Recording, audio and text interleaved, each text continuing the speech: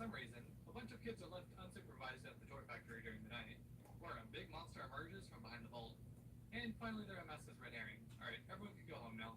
But when this Cyclops alien picks up Commander Cool and Melamut, the investigation is back on. Shaggy and Scooby rocket ski away, crashing into one of the toy displays, giving Shaggy a grade 2 concussion, so now he's convinced that he's the real Commander Cool. The gang meet the toy company owner and her assistant, who provide them with the initial leads of suspects. They go up into the spooky attic, where they find the alien drooling in a no-drooling zone.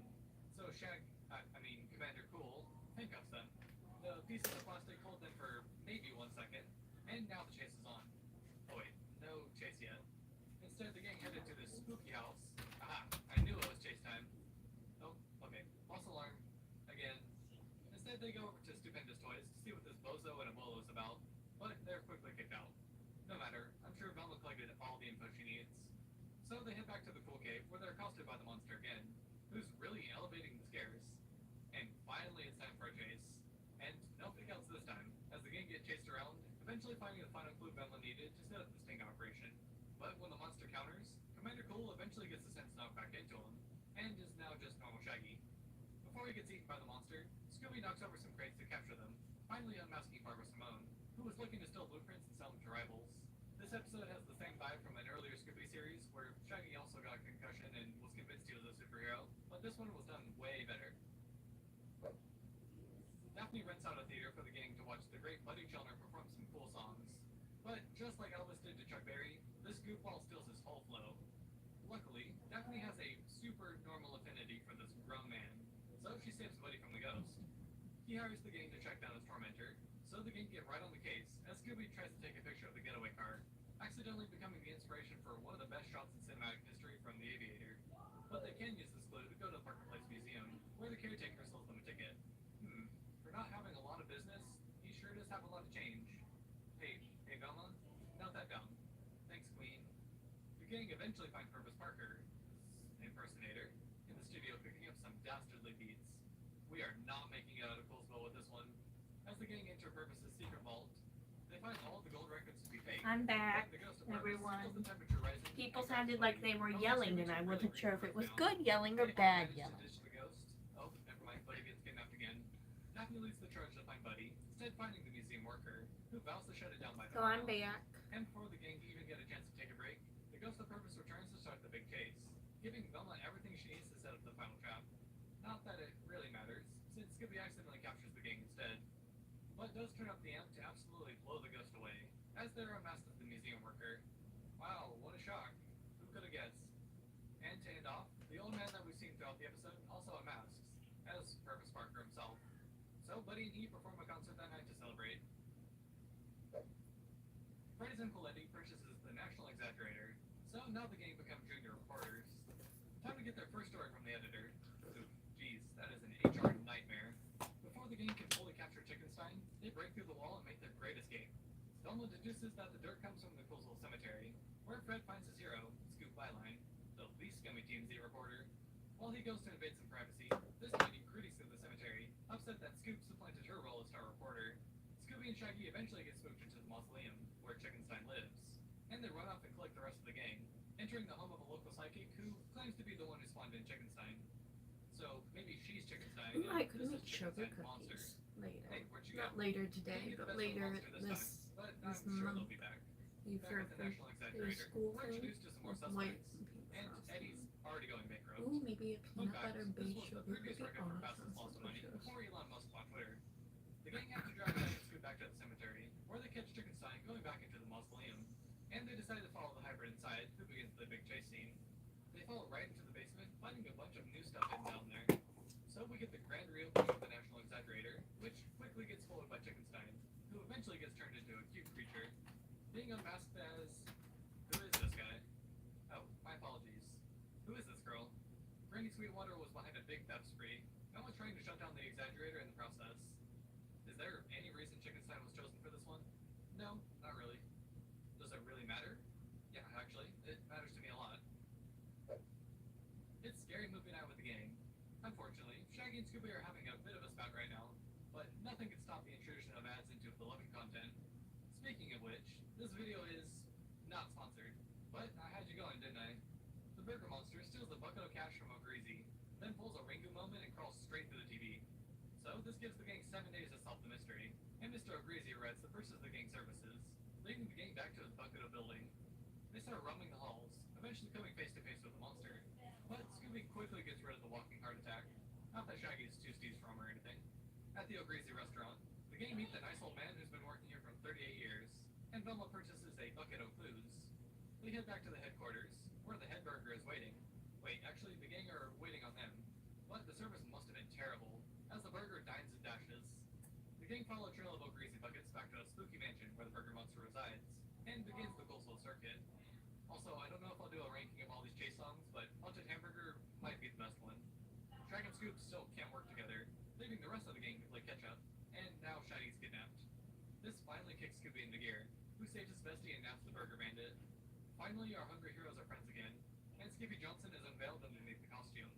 After 38 years, he never got a raise. And you know what? Minimum wage for that long would also make me into an insufferable monster. Also, this monster design always stuck with me as a kid. It's very goofy, but instantly memorable. At the science fair show, the gang patiently wait for Velma to take home first prize for the 3rd consecutive year. She stuns the crowd with a Dinkley 2000, and as they all head up to celebrate, the machine breaks free from the outlet and starts roaming the halls of Coastville Junior High. The next morning, the kid who comes in second place to Velma congratulates her and starts twiddling his thumbs and kicking his feet. So, basically giving Norton before giving Norton. The gang knows that all of their lockers have been robbed, and all their items are tracked back to Velma's locker, the most serious of which is probably the theft of the teacher's answer key for the next test, which earns Velma suspension from school, which for her is basically like the death penalty. Of course, the gang, aside from Freddy, I guess, believe that she's innocent, so they try and find the real perp. They sneak back into the school that night, with Velma disguised as a slay queen. And once inside, Velma finds tracks that match her robot, which is right behind them, sprouting a pair of arms to grab her. Scooby may get the boot at first, but eventually saves their brainiac buddy. They don't have enough clues just yet, so they decide to follow the machine to the janitor's closet. Hey, at least the monster provides the chase music this time. And in return, the gang provides sustenance for the monster. Velma and Scooby recognize the dangers of AI and overload the system, causing it to crash. This releases the captured kids, and eventually reveals Bruce Wormsley behind it all. Tired of always being the second smartest kid in school? Well, at least he'll be the smartest kid in homeschool, as I'm sure he's going to be expelled after this little stunt. I really like this episode. The gang banding together to help out. I'm back really sweet. again. Let me guess, nobody's here still? It was a Oh, there is somebody here. Hi! And the weather must It's be my really good for the birthday. gang, 'cause they're all incredibly rude to I keep Scooby-Doo. leaving So because much no so one's that here, Velma's and home, my where the mother slave is pulled being straight out of an artist's ridiculously waiting for them. loud. When the gang realized they were a bit too harsh on him, they start the search for Scooby. And I don't know if this is a hot Look take at or this two anything, people but here. Scooby Hi. might arguably be my least Oh, favorite it looks member like of my the gang. glass is But out. this It's episode not. shows how It's important my it is to their it's my success overall, shorts. My shorts. especially in this iteration of the franchise. They follow the Scooby Trail into town, Hello. reminiscing on the good times they had with them. Meanwhile, the Chicken Run Lady doesn't really know how to take no for an answer, as she keeps trying to get Scooby to come with her. I don't know what I'm Finally, doing with my they track hair him though. down to the dogs, saving him from certain doom, and apologizing for hurting his feelings. The woman chases them around and We're uses the sword to moisturizing weapon my against them, face in there. before finally getting scared off. At the moment, we Eventually, Velma tweezed cracks the and case. shaved my Velma and eyebrows. Paula Picasso's plan to paint a portrait of To Scooby. everyone who You know, also she tried to has use some eyebrows words with no that arch have like one in me, her head, shave but the it's top, all just a pluck big the bottom. misunderstanding. You will While thank me. everyone does make up in the end, this episode just kind of makes me sad. Especially if you're like me and you only have arch in one eyebrow. And Shaggy has enough And the box other tops one's here to redeem constantly the first tense. ride on Monster Mountain. Also, are box tops still a thing? Before we can figure that one out, the game realized that the park's been shut down, and the turnip mascot's left crying on the curbside. Oh look, the Uber's here. Genuinely the most normal Uber experience. As the clown flies off with Shaggy, Root and Toot and Scooby reels him back in, and the gang enter the park. The turnip turns back out, now with his brother, the owner. If the gang can crack this case, they'll get free admission for life. So, that's a pretty good deal. We also meet their sister Jenny and their brother Bart, who owns a neighboring theme park. But before he can tell them to eat his shorts, Zombo pops back up to tell them to stay away from Chipner's Joyland once more. But, of course, they won't do that. As finding blueprints for our condo leads them to a special nighttime investigation. But as Shaggy, Scooby, and Velma find the next clue, Zombo chases them out once more, joining back up with Daphne and Fred and Flopperland to bring the fun to them. After ditching the clown, the gang head over to the real clown show, Chipner's Joyland, where all the employees are leaving.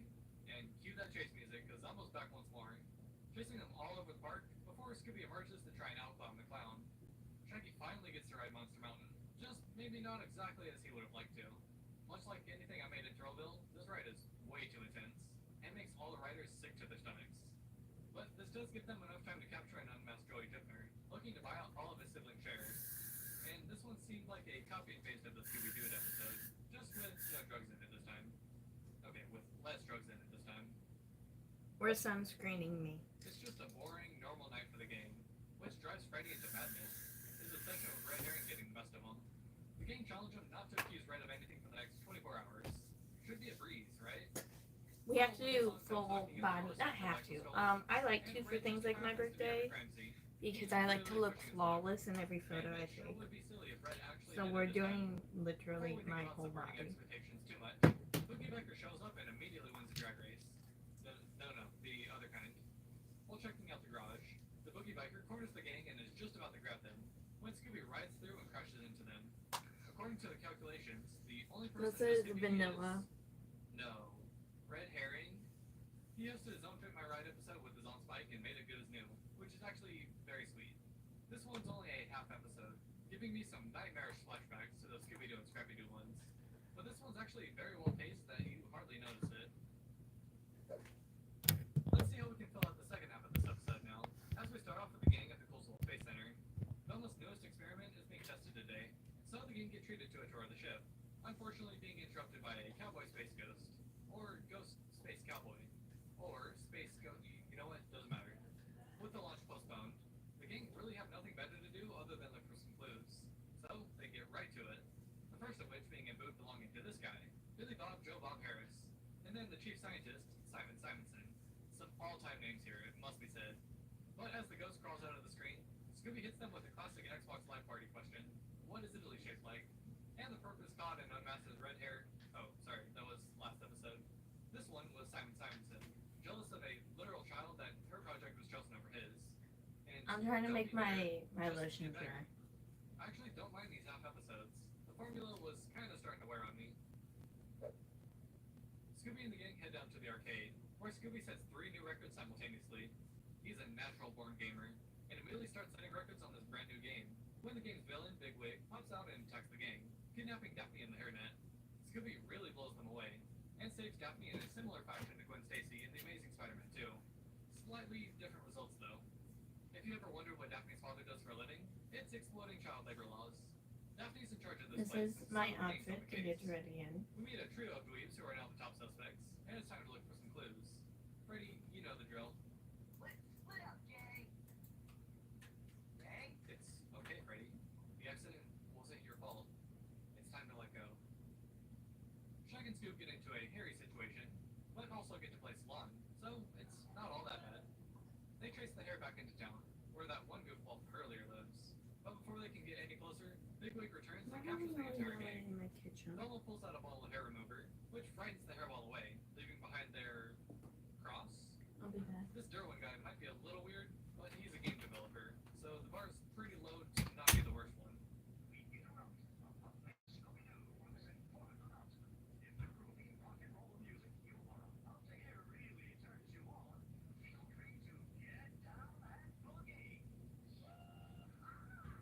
Hey, what? Swiftly moving on, the gang, mainly Velma, finds the last clue they need to set up the trap, so that's where Scooby the Barbarian comes in. Of course, it initially backfires, with Scooby getting moves, but eventually he pounces on the Walking Bad hair day, unveiling Krusty Baker behind the terror spree. Daphne admits to her parents that she doesn't want to run the business, and they accept that she just wants to be a kid. And we all cried into our stack of $100 bills. The gang are at the Coastal Wrestling Federation for the grand reopening, when this cow arrives and ruins the whole event. Man, this wrestling stuff is getting more real by the day. Commander Cool and Meloma wriggle free this time, but considering it's been like 2 minutes, I've got a feeling that we'll be seeing the Hooded Heifer again real soon. We get a little bit of background lore on the disgraced wrestler, and the gang search for some clues. Oh, excuse me, miss. Freddy, she's a he. Oh man, Daphne's a turd? I was just starting to like her too. After both deep exits, the gang head over to the Swindlesons, where Shaggy and Scooby find their clue. But before our heroes can enjoy their hero, the Hooded Heifer chases them off, and they join back with the gang in the Swindlesons' office. They're quickly shown the door by the, Hi, muscle, I'm back. and Scooby has a tango with the cow, who drops yet another clue. I need to go wet my They sponge. instead find the Hooded Heifer, as Scooby chases them off with the final clue. now it's time for the main event, as Scooby and the Cow duel it out, with Scooby eventually winning this Hell in a Cell match. Now in custody, Today is my Velma passed the hoodie at first birthday. with a comment. He really Not sure steered how his we're way going to through execute today. At all, in fact, because people keep trying to tell me what to do on my birthday. Not because they're playing games or watching movies, but It's because incredibly this annoying. emerges from a stack of pizza boxes. You know, that was my third gift actually. Scooby managed to get rid of them, but his parents also seem to think that this were-do is a bit of a problem. So, of course, the gang offered their services. Over at Dew Manor, the gang meet this professor who lore dumps on the were-do. So it's time to start some clue hunting. Scooby's Uncle Horton is looking a bit rough, but he's got a bounce anyways, so no matter. They find the real Uncle Horton in the casket, but he's arguably just as weird. Yes, So might as well that go is find what the were-do. live stream Okay, says. surprise! After some party shenanigans, It's my we get birthday. back up with the professor, Come get ready with and me. this woman Is who literally really what hates the, the dudes. the live Hey, says. Scooby. That's Hey, me. Thank After you. the case into There the it is. basement, Scooby finds I the was next put to possible outfit, spot has control a shotgun before I to the burned were-do, foundation, and neutralizes them but with a lucky apparently bullet from moving not. shadows. The were-do is unmasked as the professor, and they're quickly taken away. You know, I really dig this episode. I'm sorry. It's bath day for Scooby, and much like me trying to wash my dog, it's also bath day for Shaggy. After he goes to dry off, a dog catcher launches himself into the yard to try and catch Scooby, using every Looney Tunes technique in the book: safes, grand pianos, and super ultra death rays. Eventually, he gets mowed down and flung into space, and Scooby finally gets his long overdue Thank you. bath. That's Do you mean me for day as in It's a I'm a 3-minute holiday? episode, but pretty I fun. would love to be a holiday. It's another rainy day in for the gang at the Scooby-Doo Detective Agency headquarters, where nothing bad ever happens. or goes wrong whatsoever. Nothing. Nah, Literally okay. nothing is my This old plans. librarian enters the treehouse door My to original pick up plan and gets the was boys till midnight to return. live stream So Scooby finds my out that plenty of birthday, episodes to spare, and the gang head over to the now closed library. This woman like, confronts them, showing off zoomed her in on fortune. me, And, and this now that beautiful Grace thing loves I to did, trench coat to children, but other people want to have control of my birthday, so I don't get to do that anymore. And then I was like, huh, can I film my birthday and me on my birthday exclusively? And that was met with no, which makes no sense because I'm a grown ass adult and it's my birthday. Neither of the boys has the scratch. The panic attack sends Shaggy and Scooby into a dream sequence where the waiter turns into this discount Wario, serving up some real delectable dishes. So my plans is has turned back into Down at the restaurant, basically get ignored by my family. The heroes get captured and are about to be drowned in chocolate sauce, but it's been about 4 minutes since they ate last. So they're starving. They eat themselves free, save the day, Shut and the fuck damsel in up. distress. Now snapping out of the dream, the waiter commends them for their hard work. Shut Gives them some the fuck cash. up if you're gonna be a So, not racist bad piece deal, of shit. honestly. Up in the treehouse for the last time, the gang are having a nice day making pizzas and showing off their transporter devices. Anyway, Velma uses that to transport them right to New York City. Where a giant so pops up from my the original sewers and plan was enters the live hockey stream stick. me So, on yeah, my this is birthday, New York, alright. only me, Velma's other mic'd up. invention accidentally shocks Scooby. And then that was Causing said, Scooby to become a no, you supercharged can't do that. surfer. You know, Not it's for any of that, my though. birthday. The gang's got business So that to makes do. no Well, sense. mainly It's just Freddy, my who birthday. got an invitation What from the fuck does your Fish racist ass Gators, want failed now? pest catching service. Maybe they should switch over to pest catching, as this snail monster sure is annoying. Really? Because what you said was But as racist. they say, all roads lead to the Bronx. And they kick the snail back to the sewers. Fucking Meet hell. up with the Ghoul Gun guy, It's who's so like bad. a I'm walking advertisement honestly a company, little handing surprised out that all you types didn't get of filtered. free garbage to them. Out on the street, the gang run into Chaperone, I mean Engelbert Newton, who gives them a sob story. But the real story is the return of the menacing Mollusk, who chases the kids all over New York, getting dunked on at Rucker Park, and cornering them at Lady Liberty, running in fear at the sight of Salt. Lester Leonard is shown capturing the ghost, but Velma points out that Scooby's nose So, is yeah. blank again. What So would have something been a not quite great adding up. opportunity for me Being not to sent have to pretty good as stress a for one day in my eventually life gets the snail has now monster. been told, I'm asking Lester no, Leonard as you the dumb culprit. fucking Was bitch. a fraud the whole time? So shocked.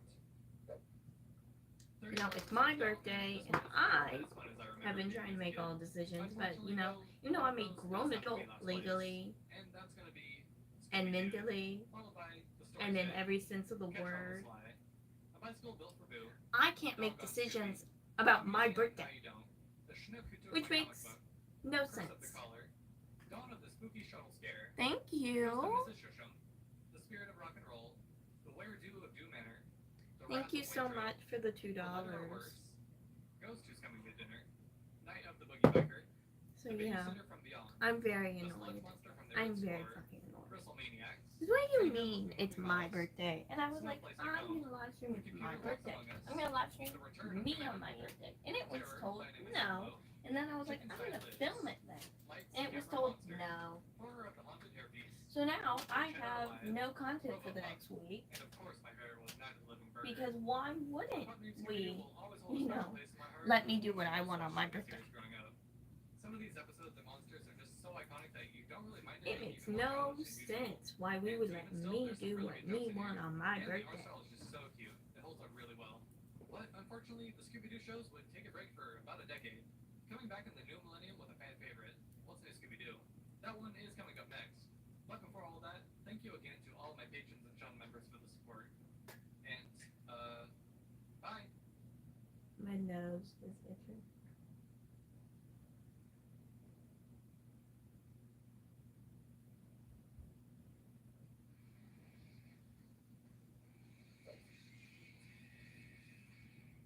What's New Scooby-Doo was the first edition of the franchise. You know, I did all this work premiering in just to be 2002, told, lasting all the way why until would you 2006. do what you want Whereas on your many birthday series before it on tried your to day spin on the mystery-solving tales, regarding you What's New instead in your embraces back to face? basics, grounding the cases with more realism while introducing the game to the You new know, that makes Y2K technology. absolutely But no does this sense. update to the classics make it stand out anymore? And I'm a And what stupid episode has bitch. stood the test of time to remain the best?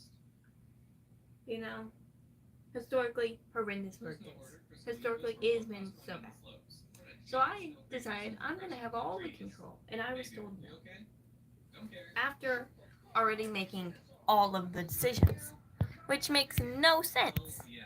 This is doesn't it? Scooby-Doo Because I experiment, already made not the even decision. close. So Remember when I said the game gets new tech why updates? do you have the authority Also, to change with my the decision? GPS That makes with the no unit sense. recalculating. So Yeah, that's them Great. right now. They've also got the mini TV when you get bored of driving and have to catch up on your Family Guy fun moments. The gang arrive at the resort just in I time was for hoping the for a relaxed next week of my life before I have to fill out a bunch of papers saying, yes, I am in fact a business. And Fred bravely takes the heat off Velma, But only to why immediately would fall we down let me and do break that? his leg. Why would we let Now me with do Fred that? incapacitated, it's up to the rest of the gang to solve That's this one. just fucking Bold stupid. choice in the very first episode, but we'll see how it plays out. Avalanche Anderson becomes the third victim of the monster, and now he's out of the competition as well. So if Fred can't be the resident snowboarder here, looks like Shaggy will have to be the bait. Hey, not bad. Ooh, that's bad. Luckily, Scooby saves the boy before anything bad happens, which is good because the gang are dropping like flies. And it's a good thing that we're in Daphne's girl boss era, because she's got this one to herself. Fred keeps an eye out for her, but she can't get out in time to avoid the snow creature. So she has to plug in a clock to shoot them. Oh, sorry, this must be after Spielberg edited it. We've got a lot of suspects and not much time left, so let's get the snow on the road. Show on the snow. Snow. The bait lead the monster to the trap, but Velma sneezing actually rids it this time. Not that it's any better for the boys, as they get chased all around the mountain. But there's no one inside of here. This is an ice cold robot. Whoever is controlling this is up there. Hey, Velma, kill that guy. Nice. Avalanche Anderson gets brought back to the resort, and the gang explain how he used this Oculus Quest thing to control the monster. So the competition's back on, and Shaggy makes the only completed run, so he wins by default. It's an interesting episode. I definitely wish they didn't immediately sideline Fred and Velma, but they still kinda did their thing in the end. Some quote-unquote archaeologists stop at this ancient ruin to look up on some giant bones for quote-unquote research. When a local man warns them not to take them, for fear of the curse of the dinosaur spirit. The gang are on the way to Costa Rica for a new exhibit, where we finally get to meet the questionable archaeologist himself, Melbourne O'Reilly. Hey, Scooby, don't touch that. Heather gives the gang a tour of the museum before the big presentation, which would have been cool, but it's in 3D, so, you know, it kinda sucks. You know what, if 3D was actually like this, I could maybe get on board with it. The dinosaur breaks out and destroys the museum, so Melbourne takes the gang into the mines to try and find it. But, of course, Shaggy and Scooby get first dibs on the scares, being chased all through the tunnels. Also, this is a good time to bring up some more of the music in the series, as this chase song is performed by Chicos Caballo, and you'll find a lot of these chase songs are performed by artists from the region. Now, they're technically a Mexican band, but it's still better than nothing. I think it's a really fun addition that they totally could have just glossed over, but it shows that at least a little bit of thought was put in. Also, if the dinosaur wasn't in this exact spot, Velma would have died by falling. Luckily, she just almost dies by dinosaur, which would have been the first such case in the last million years. Eventually, the gang gets their over and ride to safety. Kinda. That night, they do a little internet research and find that Luis Cepeda is an international criminal with a history of selling relics in the black market. So, I'd say he's probably the one behind it. But just to be sure, Shaggy and Scooby lead the creature to the museum. But instead of continuing the attack, the dinosaur just runs off, giving Velma everything she needs for her presentation. She outs Heather and Louise as the ones behind the illegal gold mining operation here, and both are taken away by local authorities. I like this one a lot more than the opener. Each member of the gang gets their fair share of screen time, especially Velma. An alien egg suddenly starts growing exponentially in this lab, which, according to my professional opinion, is not good. Oh no, who let Fred drive the spaceship? Just as the shuttle simulator comes to a crash landing, the captain brings out the gang for Velma's ceremony. Velma got her project selected as the winner, so she gets to meet her hero, Janet Lawrence. Oh my goodness, who's this little guy? I want to eat it. It looks like it has the texture of like a Turkish delight. Of course, the base gets locked down due to the alien, so the launch is going to be delayed a little bit. For some reason, the gang just have free reign of this entire place to investigate, leading to some clues for each of the gang.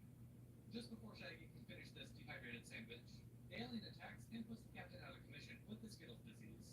Elliot's up late sniffing around for some clues, and in exchange for not getting an atomic wedgie, decides to show the gang what he found. Our alien seems to have hit a bit of a growth spurt, so now Victor Wembanyama is chasing him down. Daphne manages to escape when the perk 30s that the alien took start to set in, leading to Fred explaining his overly complicated plan, which actually Made goes Brussels right sprouts into- for Okay, Scooby also has to take breakfast. one for the team, but that's fine. Is nobody made me breakfast? Because why would they?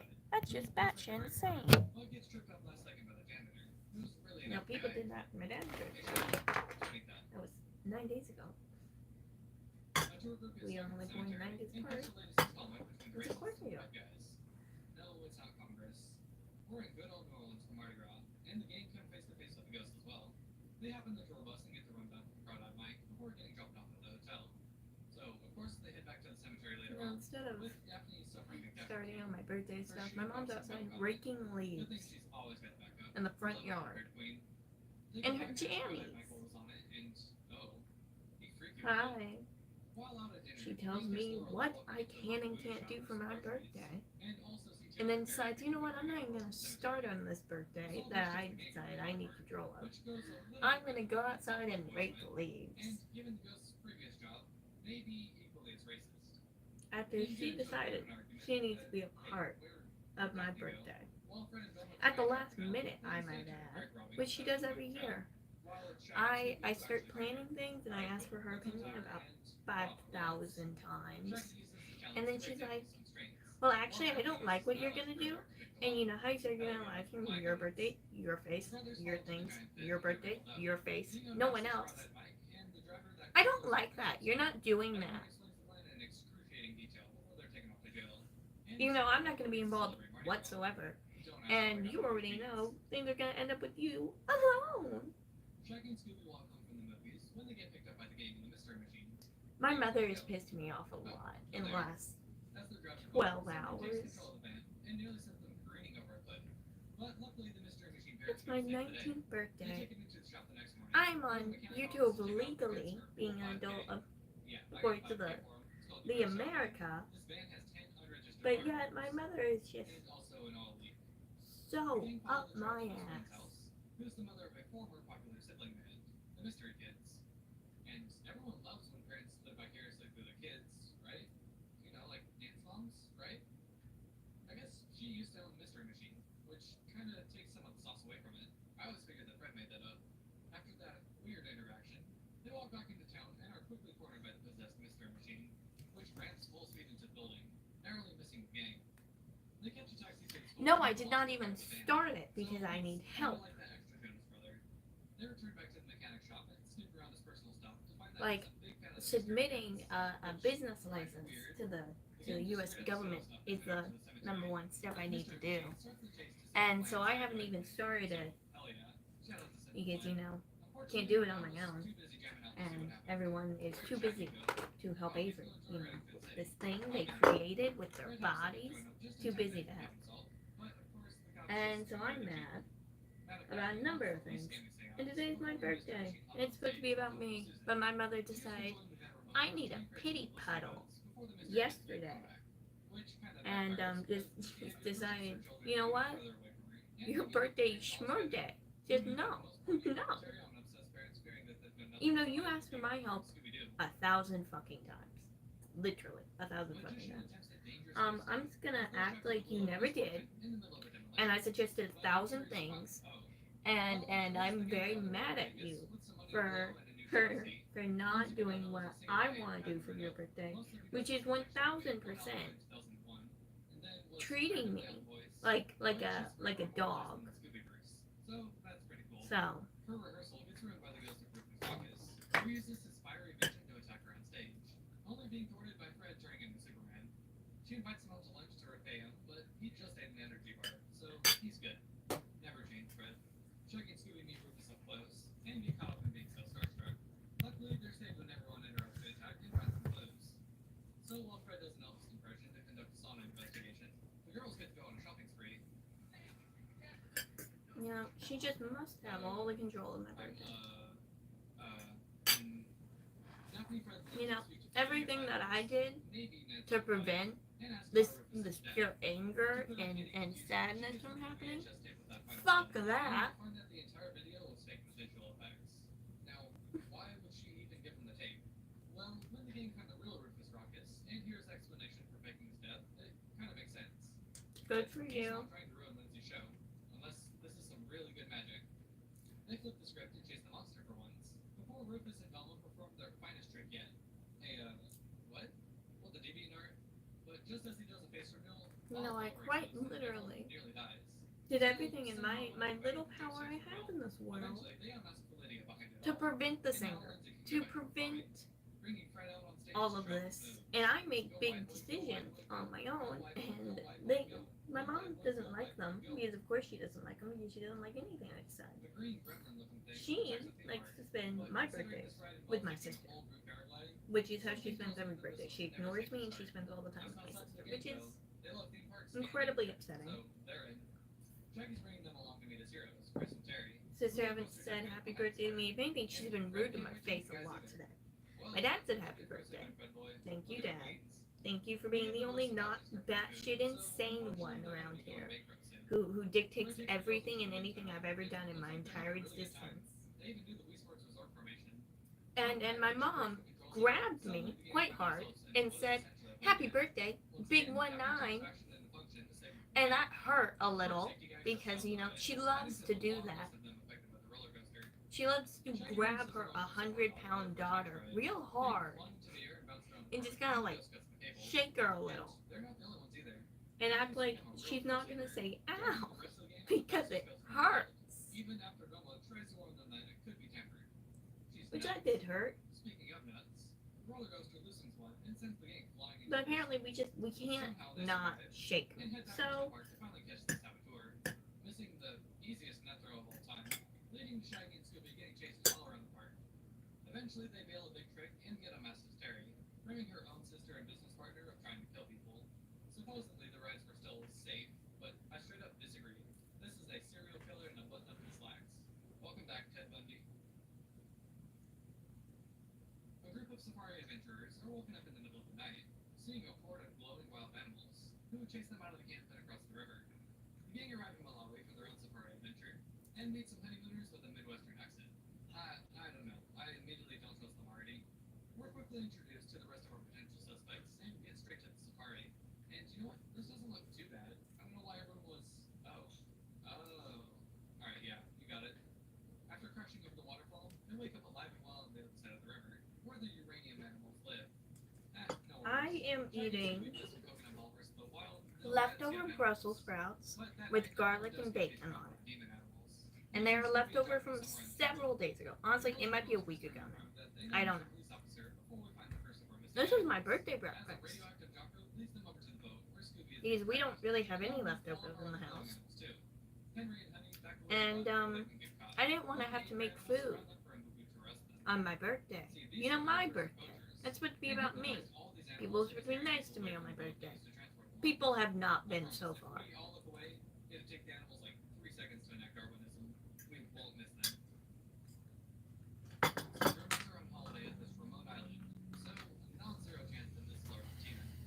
They saved Geek Inter from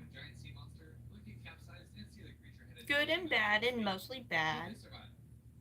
No. But check It's out my Rob Lyon birthday himself. too, so that's great. Playing volleyball with himself. Daphne's already out surfing when a local tries to track her steeds. But we know Daphne isn't just here to sit around looking pretty. She means business. Also, sweet board, Daph. Sure would be a shame if the sea monster took a bite. Aw, that's too bad. A local guy named Sharky tells the gang of the legend of Motoshandu. So, of course they got a mystery to solve now. He gives them a helicopter tour of the island before passing them off to Crunchy Granville on his boat tour. And the big blue mama She never wants to cook. She hates cooking.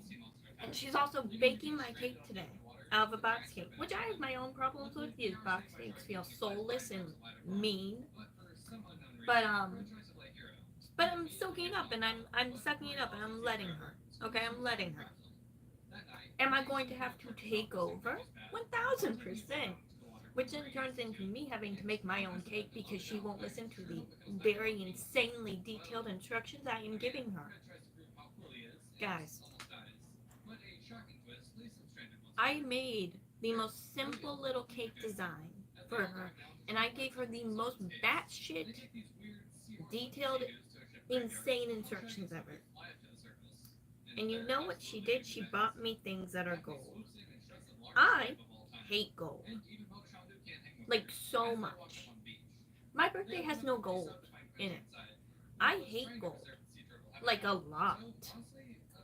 So she, in this thought process with my dad at the store, who, let's be honest, probably said, do we think this is a good idea?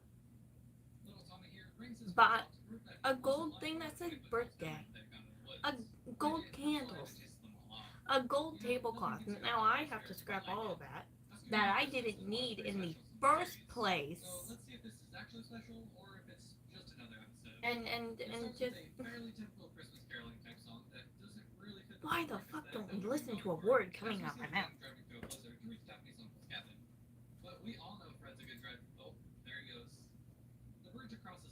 Literally, I gave you every single word out of my mouth, but we don't listen. Nope.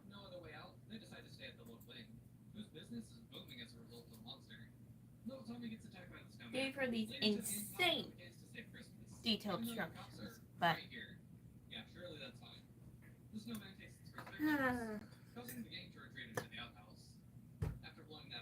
I don't know.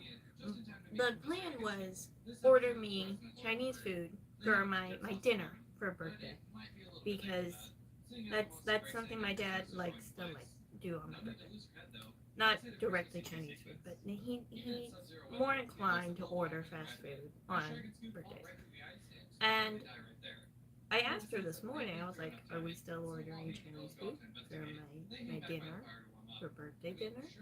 And she said, probably. Not yes, probably. Which means I could go without dinner.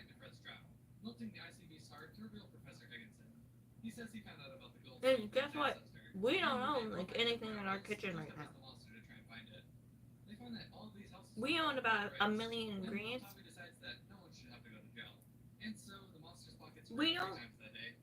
We have very little leftovers that make sense. The gang joined Velma in shopping for her little cousin, where they find the staff pulling the cursed toys from the shelves. So the gang go check out the security guard, who might be a descendant from Don Knotts in the new Scooby-Doo movies. Though he runs this place like the military, once he tells the gang to leave for the night, they just simply say, no, I don't think I will. So, while Shag and Scoop deal with some demonic Barbies, the gang meets someone camping out to be the first in line for the new Annabelle action figures. And I was going to live stream me, and the wall, and my presents, and my cake. And I was going to be mic'd up. So y'all can hear me clear as fuck. But she decided, no. A grown woman told another grown woman, no. Does that make any sense? If I said this is a stranger I have never met who is used her authority to tell me if I can do my job or not when I want on my birthday, we would all think she's fucking insane. But no, she just happens to be my mother and is way more concerned about the fact of literally all the things I've told her directly will not happen. While driving off to the party, one hits a brain blast and they flip around to head back, where they find I Cliffhanger taking just small paintings. fucking He can't. was the one behind the toy rampages. Harry Happy just wanted to be birthday nervous to and James me. behind them.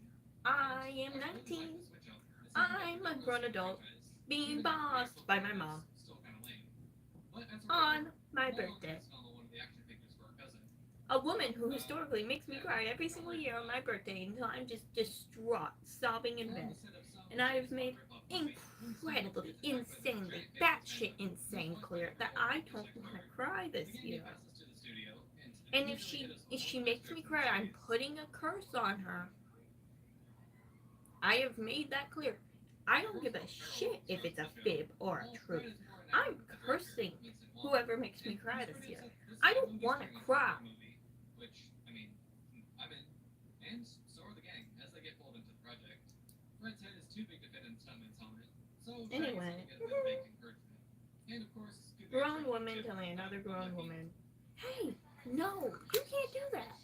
Oh, just you wait till the direct-to-video crossover. You can't live stream your face and your ball on your birthday with your cake and your presents and no one else's voices and no one else can be heard because you're gonna be mic'd up. Which is very allergic to, so he just comes off.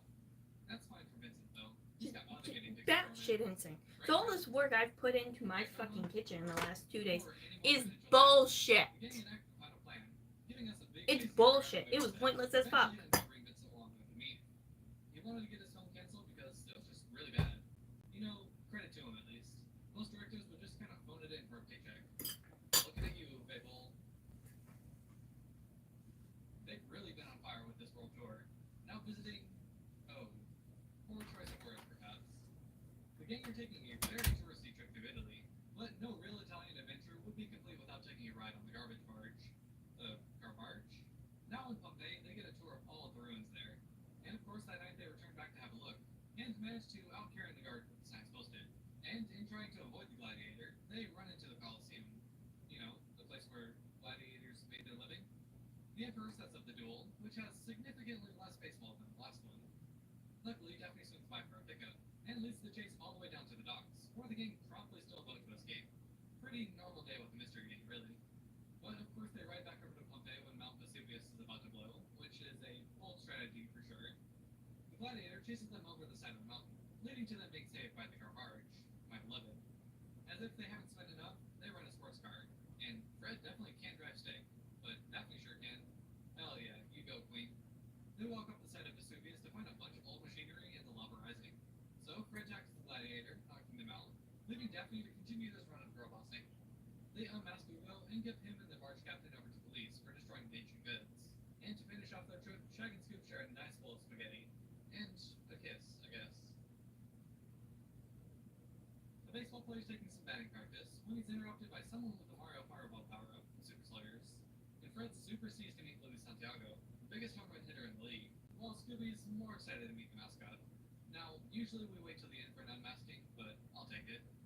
During the game, that long-haired ghost returns to cause a delay, and if rain delays are a few hours, what would exploding stadium lights and fireballs get? Evidently, enough to reach Shag and Scoop's second lunch, as they have a nice picnic on the field, and peel away some of the turf to reveal a secret bunker. So we're probably at Coors Field in Denver, which I can only assume leads to Denver Airport. Shag and Scooby get sacrificed to the monsters underneath, apparently led by the ghost of baseball past. They get locked in the sauna, only being saved by Fred turning cold for about 3 seconds, and not a moment too soon, as they lose size like spinach when it's cooked. Everyone heads up to the broadcast booth for the 7th inning stretch, which also happens to be our big chase for the episode, leading to the ghost nearly benching the gang. Everyone jumps across the roof gap to the other side, except for Scooby, who doesn't fully send it, leaving Fred no choice but to save him. Fred's just really cool in this episode. I don't know what happened. The ghost falls right through the turf, and the gang finds the last of what they need to solve this mystery. The ghost takes the bait and gets launched from the cannon, leading to a pretty rare Scooby unmasking, finally revealing Bob Taylor underneath the mask. And all he really wanted was to preserve his best friend's record, which he does, until he doesn't. Luis is now the GOAT. Also, Mike Piazza randomly has a cameo again for no reason at all. This didn't put me to sleep nearly as much as watching an actual baseball game, so not bad. We're headed straight into the second season, taking the mystery over to Japan, as a businessman is being haunted by his ancestors and traditionalism, which would usually suck, but it is Godzilla, so I'm actually on his side. Velma's here to unveil her newest invention, which earns her 5 tickets to Japan. And surely no mysteries will be happening here. Well, we made it about a minute. The ancient ancestor returns to spoil the gang's tour of the robotics factory, and almost gets hit with angel dust before Dogbot uses an extra large teriyaki pizza to block it. Boy, I sure do hope that Shaggy doesn't. Oh. I mean, it's probably nothing, right? That's new. The next morning, Lieutenant Tanaka tells the gang of Shaggy's rampage the previous night, which leads them to evade arrest. Based. But she's pretty dead set on bringing them in, surviving a train crash and continuing the chase around. Set to a real banger by Puffy and Yumi, still pretty fresh off their hit with the Teen Titans theme. After escaping Tanaka, the gang check into a hotel, with Shaggy being allowed to sleep inside the vault. The manager is skeptical, but some Daphne eyelash batting always sways them. Just as they're calling it a night, a giant crash and a giant Shaggy get them going again. Kaiju Shaggy almost squishes the rest of his buddies, but Dogbot's dome feature manages to save them. They find them back to normal in the morning, and head over to the temple to see Professor Pomfret. But after Tanaka has the phone tapped, she arrives to spoil the party. But of course, Shaggy's not really a kaiju, so back to the factory we go. In case you forgot, the actual villain of the episode was the ancient ancestor ghost, not Tanaka. But I guess the episode kind of forgot that too, as it's never really explained. Kaiju Shaggy was really Professor Pomfret the whole time, which is a real bummer for Bella. But nothing can break her sweetheart, as she gives Dogbot to Elliot because he's allergic to real dogs. An Egyptian tour guide brings some explorers to the Great Pyramid to find a mummy zombie, who traps them in the pyramid as they do the closing wall trick seen in Saw 5 and definitely not anywhere else. They come out a bit better than Agent Strom, as they morph right through the wall into a different dimension. Okay, so maybe it's about the same. Melbourne O'Reilly invites the gang up to the archaeological site, which isn't supposed to be flooded, but maybe he's just in denial. Or on the Nile. One of them. He tells the gang to lynch the Pharaoh Scamseas, who actually created the first crypto scam to push to their audience. It's totally unrelated, but you should buy into my new doll coin. I promise it's totally legit and I totally won't make $1 million. Trust me, it's going to the moon. See? Scamseas is in on it too. Their zombified minions chase the gang around the site, while Scamseas themselves is a bit Darude and creates a giant sandstorm for them in the desert. They manage to make it into town without dying of thirst, but there's no water here either, so they're out of luck. The first person they meet turns out to be Prince Kozalot Lemire, who shares some of his now scarce resources. Also, I love that Shaggy gives first dibs to Scooby. That's really sweet. They run some camels and head over to Zalpara, meeting Mademoiselle Chantal at a bistro. They manage to skip the line inside, at a cost. But once the strobes turn on, the real ravers come out. Thriller Egypt remix is cut a bit short by Melbourne turning the baguette into a boomerang and barely escaping. The gang find an aqueduct system leading right back out to the pyramids, where Daphne uses a cuticle trimmer and one of Shaggy's sandal straps to pick the lock. Shaggy and Scoop find the Pharaoh's resting place, where they are, in fact, not resting. And the gang look like they've been playing the Michael Jackson game for the Wii, as they thriller dance the boys right into the big chase scene, where they do fall victim to the quicksand trap, which, as a kid, I greatly overestimated how big of a hazard this would be in real life. I've never come across quicksand. Shaggy uses the best traits of his buddies to get through the labyrinth, and everyone escapes the pyramid. The mummy does capture Scooby-Doo, but a crippling migraine or something causes them to just kind of fall over. They unmask Melbourne and Vanille, but notice a figure running out to the back exit. Melbourne lassos the real villain, Prince Kozalot Lemire, who was redirecting the water from the Nile over to Chantal's place. He'd hypnotized all the tourists into becoming zombies to aid in this, and was only thwarted by the ancient phrase, Relf. I'll let you guess who said that. Some diva's burning rubber out in the desert when a giant worm ruins her fun, which reminds me of one of my odd fears as a kid.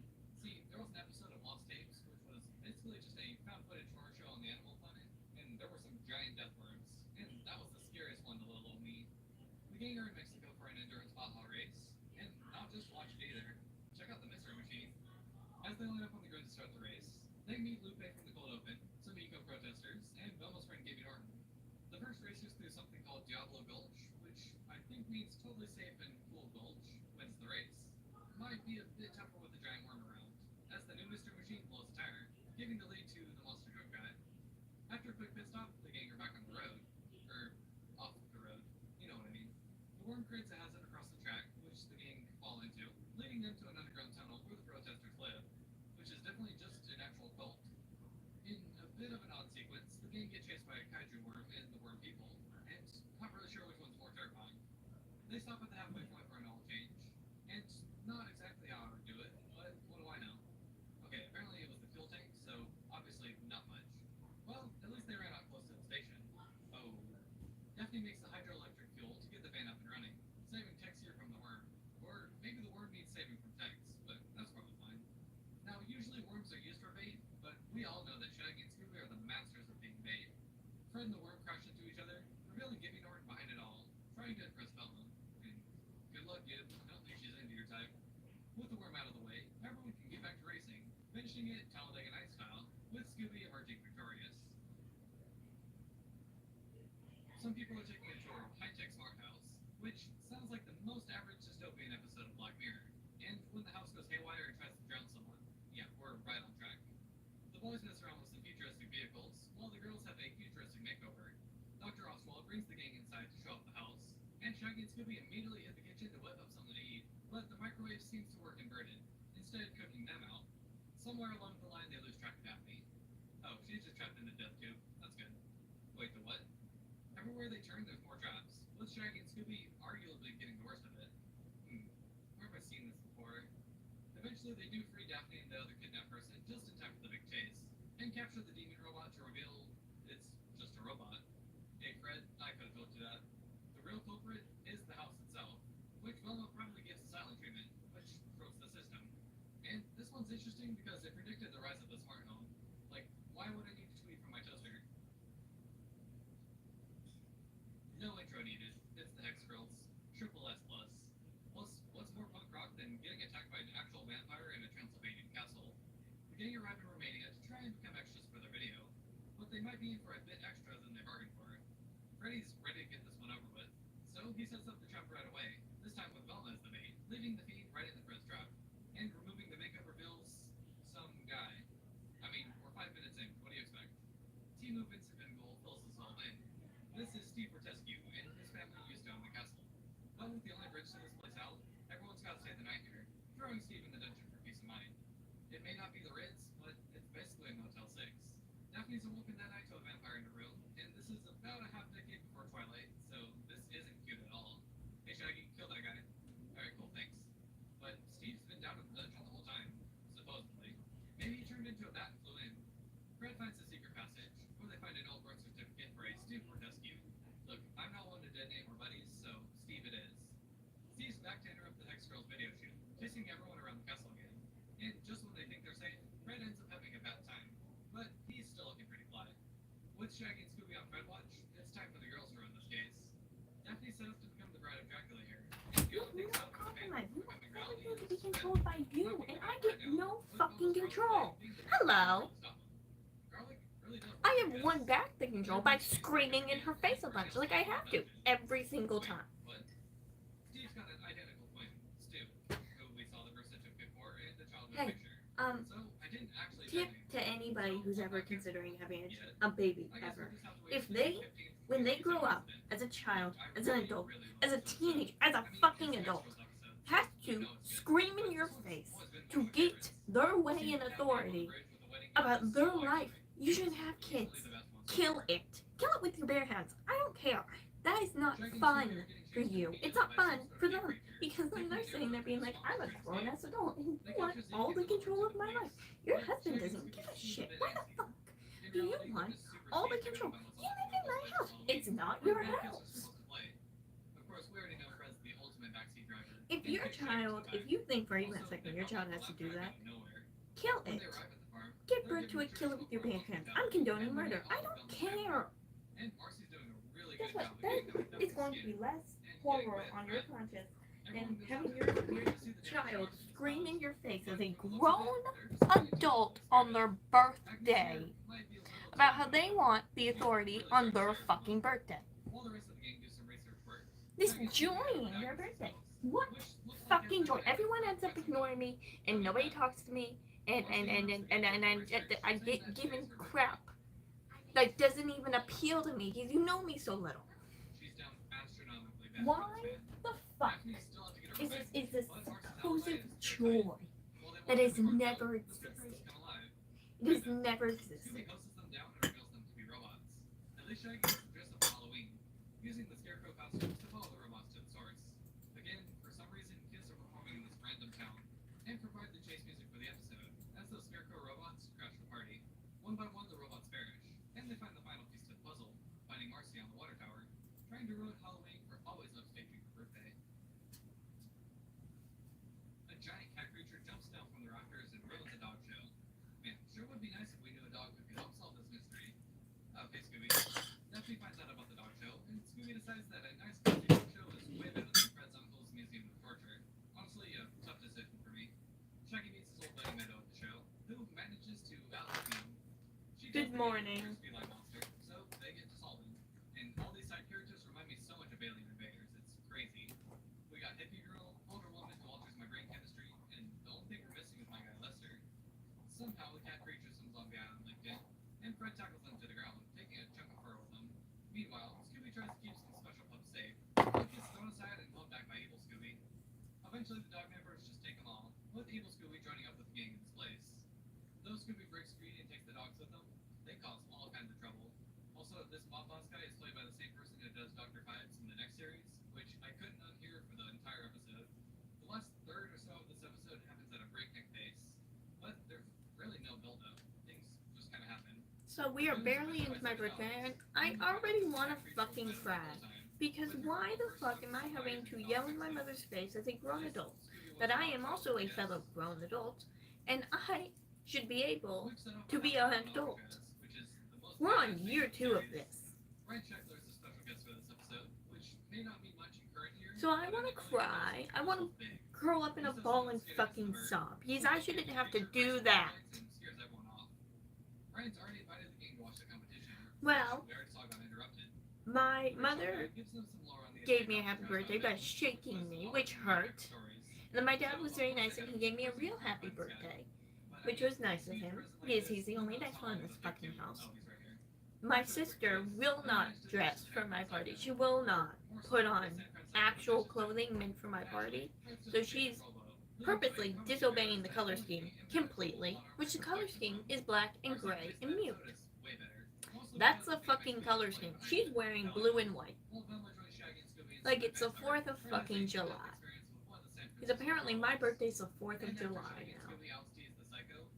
And I had to scream in my mother's face to get the authority back for my birthday as a grown adult. And she had the audacity to yell in my face that she's my adult. And I yelled in her face, I'm a fucking adult! Which you probably heard. Because she loves to argue with me when I'm live. And she doesn't want to be a part of the live. She just wants to argue with me the whole fucking time from the other room. Loud enough that everyone can hear the batshit insane screaming.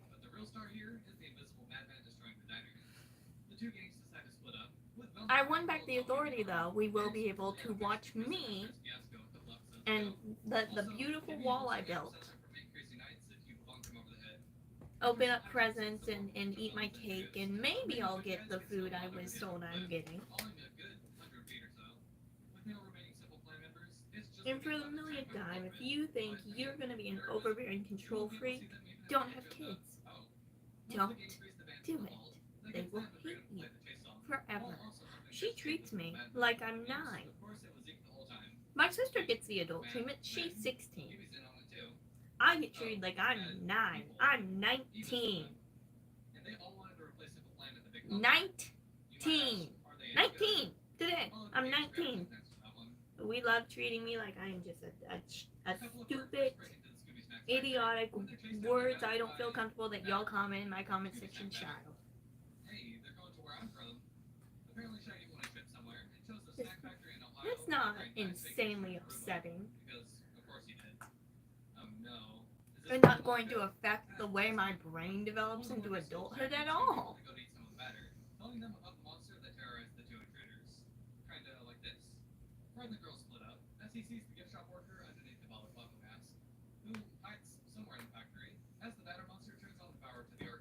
I'm living in my dad's house.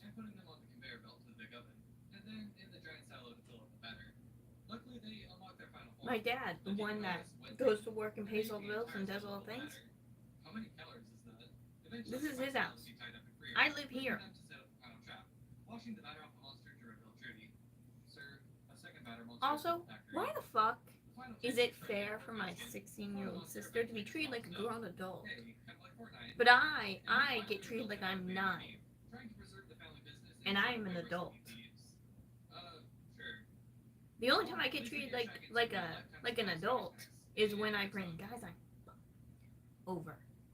A couple of Scotsmen are relaxing with a nice fire. Oh, well, that's no good. Well, at least That's the only time I get treated like an adult, and it's because my mom realizes real quick the men I bring home are pretty. Oh, that's better. Just a shaggy and You know, it gets real weird real quick, and I really don't like it. I would like my mom not to talk to the men that I spend time with, but she loves to just insist that she has to. That she has to. Because what if I die? What if the man who has known me for 2 years and has never hurt me, who has eaten dinner with us a lot, and has literally fallen asleep like putty in my arms, what if he kills me? He's been using a robotic dragon to scare away everyone so he can search for the treasure in the castle. And just like in the story, the only way to pull Excalibur from stone is with the power of friendship. Literally, last time I saw him, my mother decided she has to see me off in the car. Because what if I'm lying? I've never lied to her about where I'm going a day in my life. Never did it. You know who has lied to my mother about her actual whereabouts a lot? My sister. My 16-year-old sister. I'm a dedicated assistant. Oh no. I love me too. You know what I also would love? If I got treated like an adult. Wait, whoa. The state treats me like an adult. My dad treats me like an adult. YouTube treats me like an adult. I make money. Why the fuck am I 9? Why the fuck am I 9? I be and having a life. But I'm not, apparently.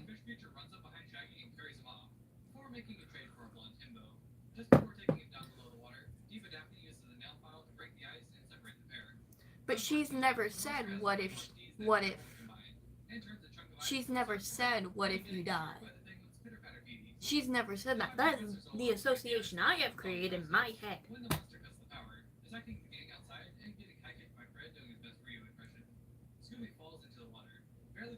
Okay, that doesn't make fucking sense though. I got sexually abused, and she loved that guy. She just loved him. Literally, treat him like he was her own child, as he was sexually abusing me and trying to baby trap me. I was 16, 17, around there.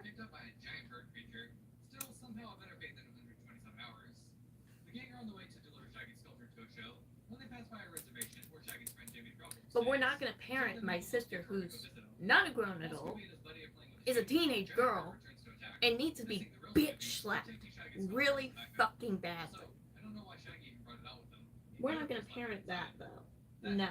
We're gonna parent the 19-year-old. We're gonna parent the 19-year-old who has never lied to us,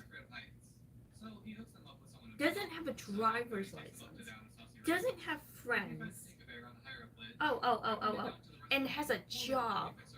Whoa, we're gonna parent that one. Because we already failed. No friends, no license. This is my job. Not a viable job, but it's a job. I make money. But we're just, oh my god, we're gonna parent me. Not the child, we're gonna parent me. It's not like, oh, she gets parented in public. In private, no, she doesn't. At all. If anything, my mother's going, yeah, your sister was an insane, to my sister's face. Which is just batshit insane to tell your youngest that your oldest was a freak accident.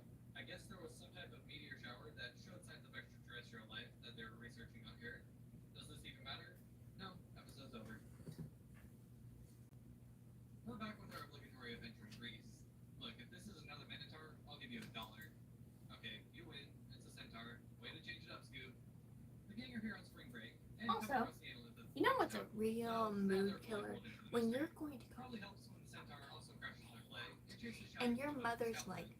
Before I it gets to have the to edge and falls escort down. you to the They head to a car. Acropolis to meet our horseman, being chased right onto a ferry to anywhere but Make here. sure you're not That eventually takes them back from lying the inlet, but each time he fails about to who make you're it, going to go hang out with. and follow Major Fort's Because command, everyone has the finds the same centaur exact again, car, trying to get inside the apparently. centaur's maze. And as much as they want to leave and go get some hummus, of course Dragon's gonna have to go after them. That's just Very weird. quickly getting lost and cornered by It's both the annoying centaur as and shit. the messenger, only to find out that the inlet actually attracts the beast. And yeah, looks like it. They head over to an It's island with annoying David as in, shit. which reveals the entrance to the city of To Atlantis, be like, which I'm is gonna really what go. the centaur was after the whole time. Daphne, the ever-crafty queen, makes I'm her not costumes again to ovulating. scare the beast into a I'm ball. not viable for Really, pregnancy. absolutely nothing. We're being And saved. talk about We're being absolutely adults nothing. and Rolling in the responsible. centaur costume You is know the random thief from what's just before, the which worst the gang mood never killer? met. Your mom being like, Velma I was have to upset, walk you to the like, car super upset. and put my whole head in the Maybe car. not like anyone's tracking your correct percentage or anything.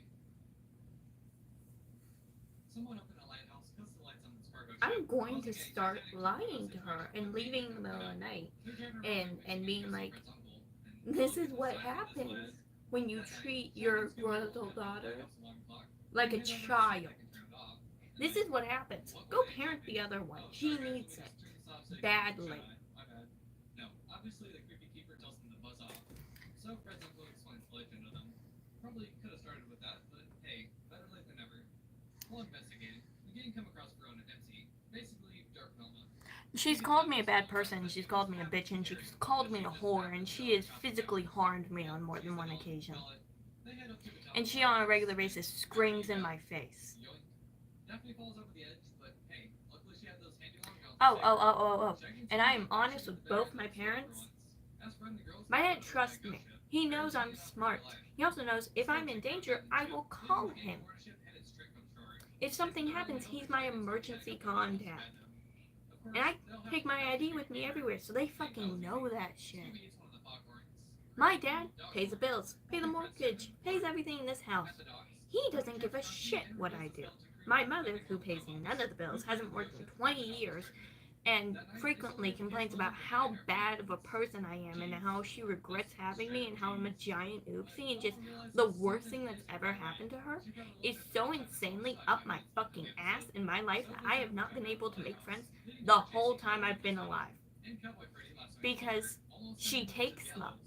She takes them. And then she's like, I just love them. They're lovely people. But they don't want to hang out with me at that point. They want to hang out with my mommy. My mommy, who gets so comfortable in front of these people, she screams in my face about how bad of a person I am. And literally, Fred's uncle bought them some train tickets to get to this robot ranch, and Fred gets to flex his hog tying ability. Too bad these train The robbers are person who just she robots. decided she So needed to everyone's walk me looking the out for car this to, because I could be lying about where I'm going. She adores him. She thinks he's great. We all love him to death in this house. And he's not even my boyfriend. He's not my boyfriend. We all adore him in this house. We've known him for 2 fucking years. Almost 3. And yet just, that we must treat me like I'm a lying bitch. She's called me a whore. She's called me every name in the fucking book. She hates my guts. She has physically harmed me on more than one occasion. And we used to get in such bad screaming arguments every single day when I was going to school in the front yard that every single neighbor could hear it for multiple streets. Because these 2 batshit insane white bitches were screaming bloody murder in each other's faces in the front yard. Because she would start it in the car, and I don't give a shit. Sheriff Lawman rings them up and brings them back into town to be locked up. Velma throws a pan of water on the sheriff and fry him like the rest of the box. There is generally so much that, frankly, she has started this thing where she acts like she's scared I'm going to kill her when she tries to harm me first. She'll back me in a corner, and I will literally be yelling at her, get the fuck away from me. But I'm in the wrong for pointing a dull screwdriver at her. Hey, Valentine when she backed me into a corner and refused to listen to the words, "Get the fuck away from me. Back the fuck up. Get the fuck away from me. Back up." That happened for about 10 minutes before I put a screwdriver up like that and was like, "I will hit you if you don't fucking move." Because I was backed into a corner. Now, was that batshit insane? Yes. Was also backing your daughter up in a corner expecting her not to hurt you and antagonizing the crap out of her also batshit insane? Yeah. Who would have lost in court? Her. But I'm the bad person. I'm the bad person in her head. I'm just the fucking worst. I'm the fucking worst. I am the worst person to have ever lived in her head. She thinks I legit, purposely was like, "I'm gonna be born so I can ruin this bitch's life." She thinks that. She thinks that I am the worst thing to have ever happened. Period. Ever. And when you get that much shit drilled into your head by your own mother, the woman that gave birth to you,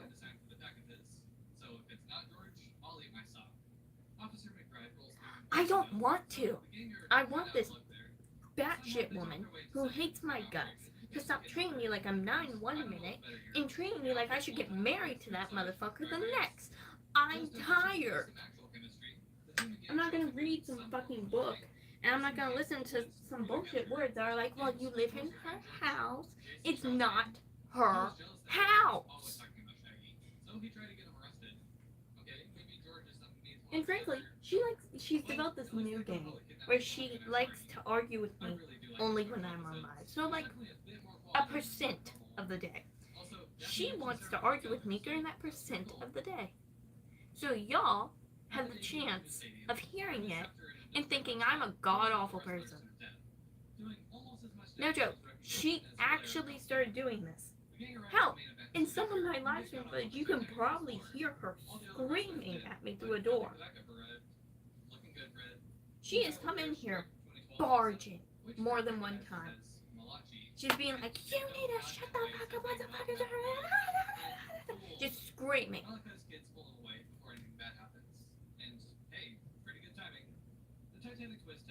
Literally, I can't get a license because she won't help me get a license. I can't get an apartment because no one will help me get an apartment. I can't get a job because no one will help me. These people that are expecting their parents and help me won't. Happy birthday to me as well. You know how my birthday started? I had to scream in my mother's face that I am an adult. And that it's my birthday, so I'm allowed to be a selfish fucking. And I'm saying that word not in the sense of using the word. I'm saying the word because she hates the word. I fucking can't. I can't.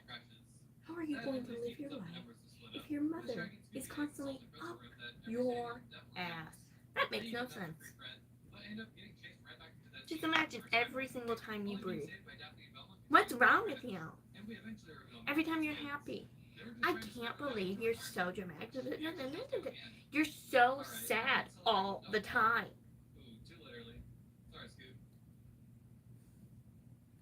Just imagine every emotion is pissed because you're not the other emotion. It's your mom. It's your fucking mom. And this has been happening since you were 9.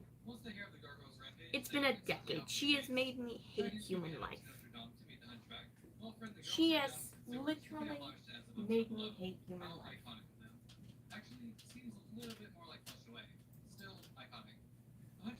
She is this giant trigger for my depression and anxiety, and she doesn't care.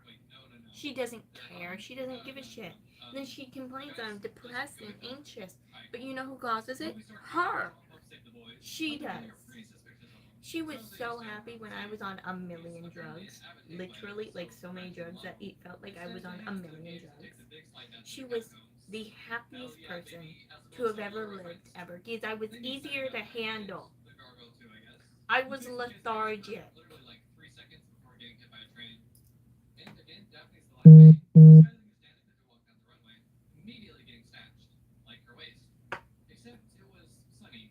I was easier to handle, aka I slept 20 hours a day. She just wanted to get out of the model line for good.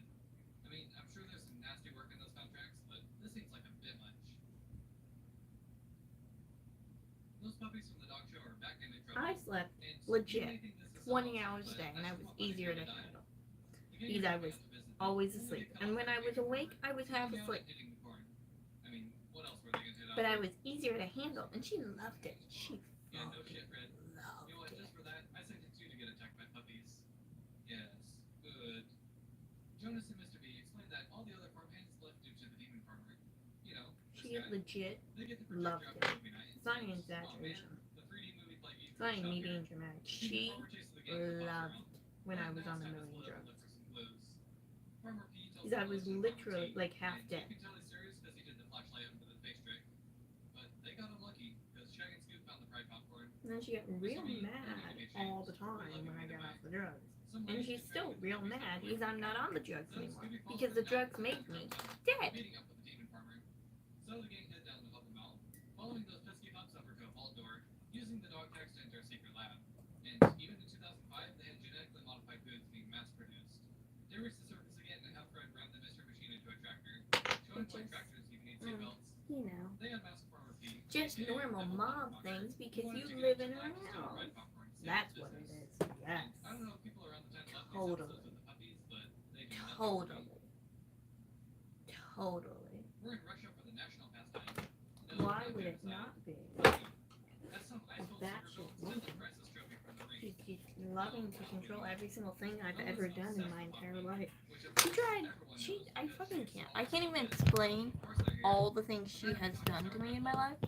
I would have to literally. Before the game gets underway, I would literally have to write of a course, list called the traumatic things my mom has done to my mental health and write a whole fucking like book worth of things. It's that bad.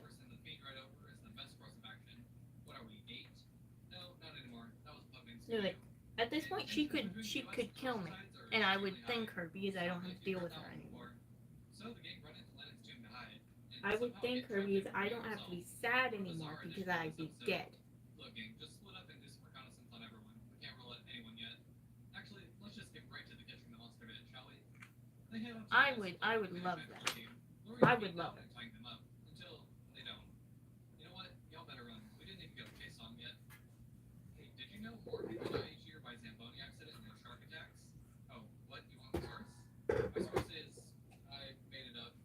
Shaggy uses some beef flavored Scooby snacks to help get Scooby on ice, which leads to the frozen bean getting ice themselves, revealing Belina underneath the layers. Stealing in Russia? Yeah, we're never seeing her again.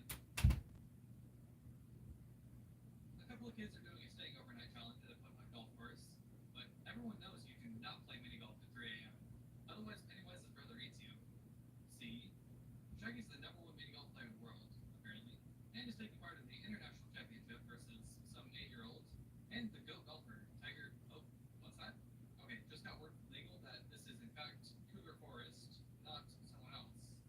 The gang uncover a new hazard for the course, the giant clown, which triggers a Velma flashback and, aw, it is the pup named Scooby-Doo looks. How fun. But Velma's absolutely afraid of clowns, so let's just avoid that. We get a nice montage of the trio playing their round, and as the 2006 Junior State Champ mini golfer, I think I could do this. Okay, strike that. Taking out a big metallic clown is not in my bag. Shaggy, you got it. The mayor puts the tournament on pause due to inclement clown weather, so the gang decide to find some clues. Except this time, Shaggy and Velma trade places. Shaggy finds the clues, says Jinkies, while Velma hides, says Zoinks and eats junk food. You know what? I think she deserves it. Except trading places with Shaggy also gets her straight in the crosshairs with the clown, using the classic tree disguise to buy some time. Enough time for a Cougar Forest to get eaten, and that's about it. But Shaggy's got this case just about wrapped up, so let's set up the trap and catch this clown. I don't know why Scooby's driving and not Velma, but sure. Shaggy shakes the shot and gets eaten. Velma may hate clowns, but she hates to see her friends suffer.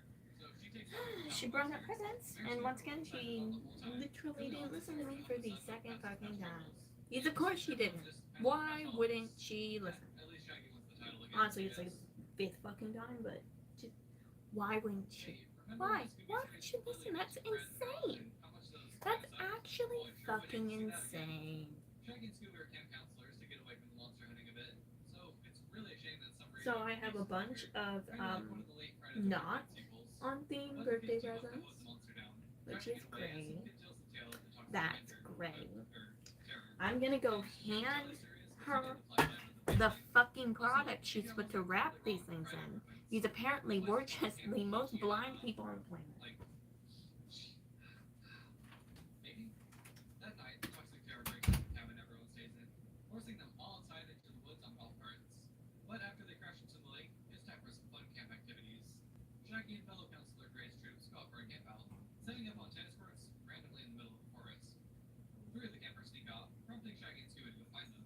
Instead, finding the toxic terror, beginning this chase to escape.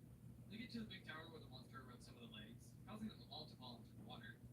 The owner of the camp finds the wreckage and fires the boys on the spot, but that's never going to crush their spirit.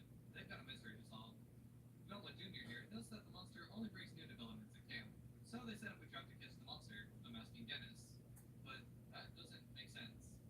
Sir, a second toxic terror has hit the camp. This one failed Counselor Gray, who wanted to stop the camp from changing, which they can all get on board with. So they redisguise and friend the owner, and the good old camp is saved. This was fun and all, but bring the gang back. Thank you.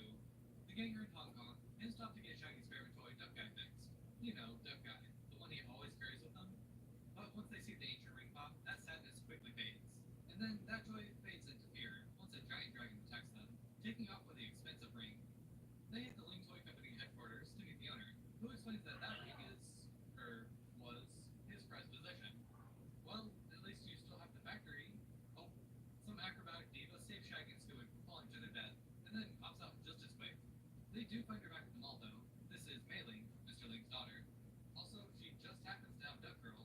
Aw, how cute. The gang head down to Warehouse 12 to find some clues and Mr. Ling's ex-employee. While Shaggy and Scoop join him, he quickly leaves and lets them get kidnapped right before friendly girls find them.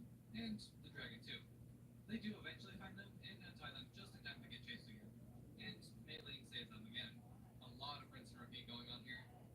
Okay, maybe not. Mei Ling gets going, and Scooby takes a piece of the dragon back with him. Now, Duck Guy gets a bit of a mecha upgrade from the big trap in the fireworks factory, eventually revealing Wu underneath, with the ring too. The rest of his team were helping, and Mei Ling is tied up and back. She gives Shaggy Duck Girl to hang on to until they see each other again, and the expensive ring is pried from Wu's hand, right into Scooby's stomach. Unlucky. I'm trying to put it We're doing some NASCAR in here, and either they're repping Dale Earnhardt or Dolly for Pitbull. Either way, I'm in. Oh, there's a monster truck too? Hell yeah. The gang are on their way to Gainesville, Florida. My condolences. For the big race that Fred's driving in. When Fred goes out for practice, someone who sounds like Ghostface interrupts and chases them around the track, picking up another car and just tossing it. I just hope Dale's okay. Burt Batson from that one Mexico race shows up with his definitely not compensating truck before the gang camp out on the infield like true race fans. Fred meets two kids whose dad is in the race, so maybe they know this guy? The gang split up, with Shaggy and Scooby finding a bunch of free leftover food to take, which is basically like hitting the lottery for them. And then the skeleton driver sneaks up on them like the taxes on the lottery money. Green flag and Fred's making moves. At least until the skeleton racer takes control of his car, sending him through a billboard and turning this into a convertible. To go save him, the rest of the gang steal one of the other cars and chase him down, set to a song by Smash Mouth. Once in the clear, Velma sets up the trap with Fred as the bait, and she uses the remote control to stop the skeleton racer. Oh no, Dale. They find the culprit up on the spotter's tower, revealing Jimmy and Cindy underneath controlling it all. Because Jimmy wanted to prove that he was the best driver. Stick to iRacing, buddy. Fred ends up winning the race, so we got him for someone the girls celebrate. We're headed over to Fort Knox for some gold robin, as the Silver Surfer's older brother attacks two MPs. The gang are coming back from Gainesville, and take a detour through Kentucky to go meet Mr. B and the puppies again. After a totally non-invasive search and seizure, the gang get almost all access base passes. Oh no, they militarize the pups. Shaggy and Scooby meddle around for something B, breaking into the gold vault. Yeah, they're going on a redacted CIA document. After a quick meeting with the gold fiend, they hang back with the Secret Six, while Fred and the girls do some recon with the base, tackling a random intruder in the process. With the dogs mysteriously missing, what else is there to do other than run from Goldie here? Whoa, Golden Tank? They've been grinding for those headshots. The first victim is the sergeant, who gets turned into Goldmember, probably with the shutdown gear that the general has in his lab. Shaggy and the dogs head over to the Gold Egg factory for some samples, while Fred and the girls get a sample of Gold Monster. 14 Karat coincidentally gets turned into gold, so the gang head into the vault to try and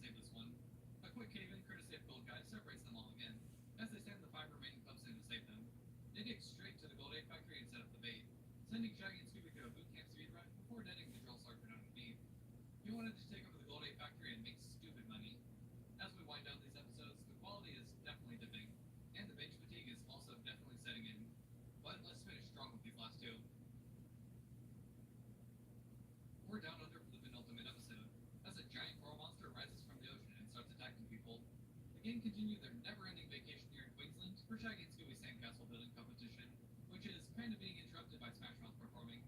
When the event coordinator tries to keep the zen, the coral monster instead turns the intensity up to 10. 3 more people get sucked into the sand, but luckily Shaggy and Scooby crop the base for the night, and it's gone. With the shelter destroyed, the boys get tied up by some kelp, but luckily, Red leaps over to help. The next day, they find that someone wrecked all of Smash Mouth's instruments, and then they catch the coordinator being dropped in a drone as well. Look, we're losing too many suspects here. We gotta set up a trap and fast, as Shaggy and Scooby lead the coral creature around the beach. Unfortunately, the coral creature forgot their albuterol, so they have to run back into the water. Shaggy and Scoop soon find themselves suddenly in the Great Barrier Reef, surrounded by mindless slaves. So, basically an Amazon warehouse. The rest of the gang scuba dive to find them and try and save the rest of them, getting washed out in the process. In a surprise turn of events, the coral creature actually saves Scooby from drowning, bringing him to shore. Velma takes off rubbing out his facial hair to reveal that's just some normal guy who used hypnotized slave labor to create a passage from Australia to New Guinea. And the coral creature is just that. It never really was a monster, even though it was a bit scary. And to celebrate, Smash Mouth performed a concert, if you're into that kind of thing. At a video game convention, a couple of youngins stay after hours to check out a new Awesomon exhibit, releasing about 20 cursed Venonats into the wild. And after traveling all over the world, it only seemed right to return to Hell on Earth, Los Angeles. Velma's the only one not super seized to be here, so once they enter, the gang pretty much immediately ditch her. Luckily, she runs into a familiar face, Professor Oswald, who shows her a new virtual reality game for solving mysteries, which seems right up her alley.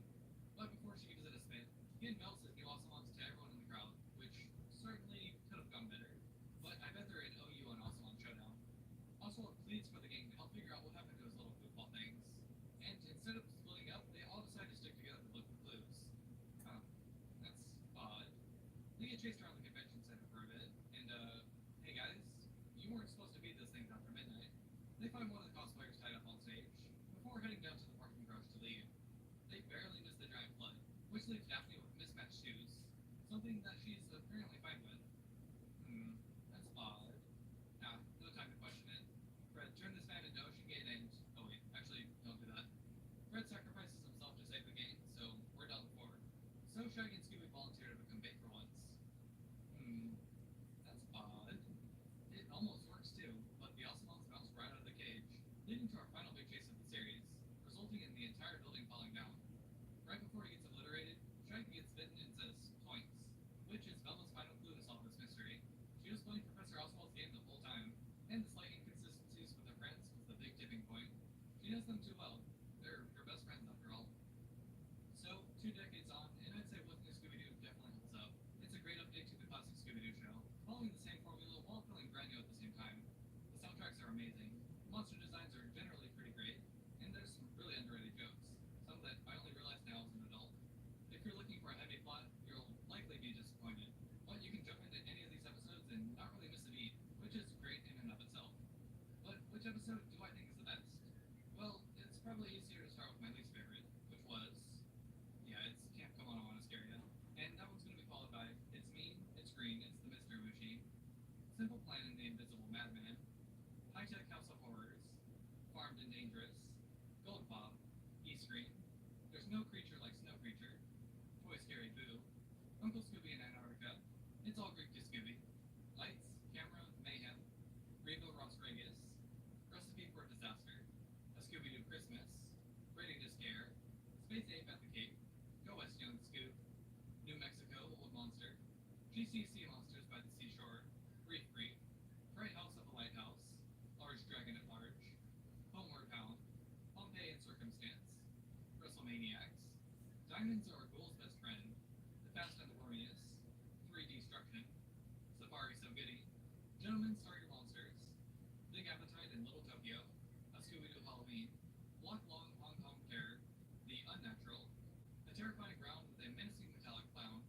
Mummy Scares Best, Roller Coaster Ride, The San Fran Psycho, Big Scare and the Big Easy, A Scooby-Doo Valentine, and, of course, The Vampire Strikes Back.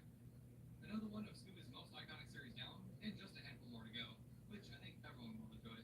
The next one is the series that Warner Brothers tried to hide, Shaggy and Scooby-Doo Get a Clue, which, until pretty recently, was lost media, but now it's back on streaming, so that's good. Thank you once again to my lovely patrons and members, and until next time,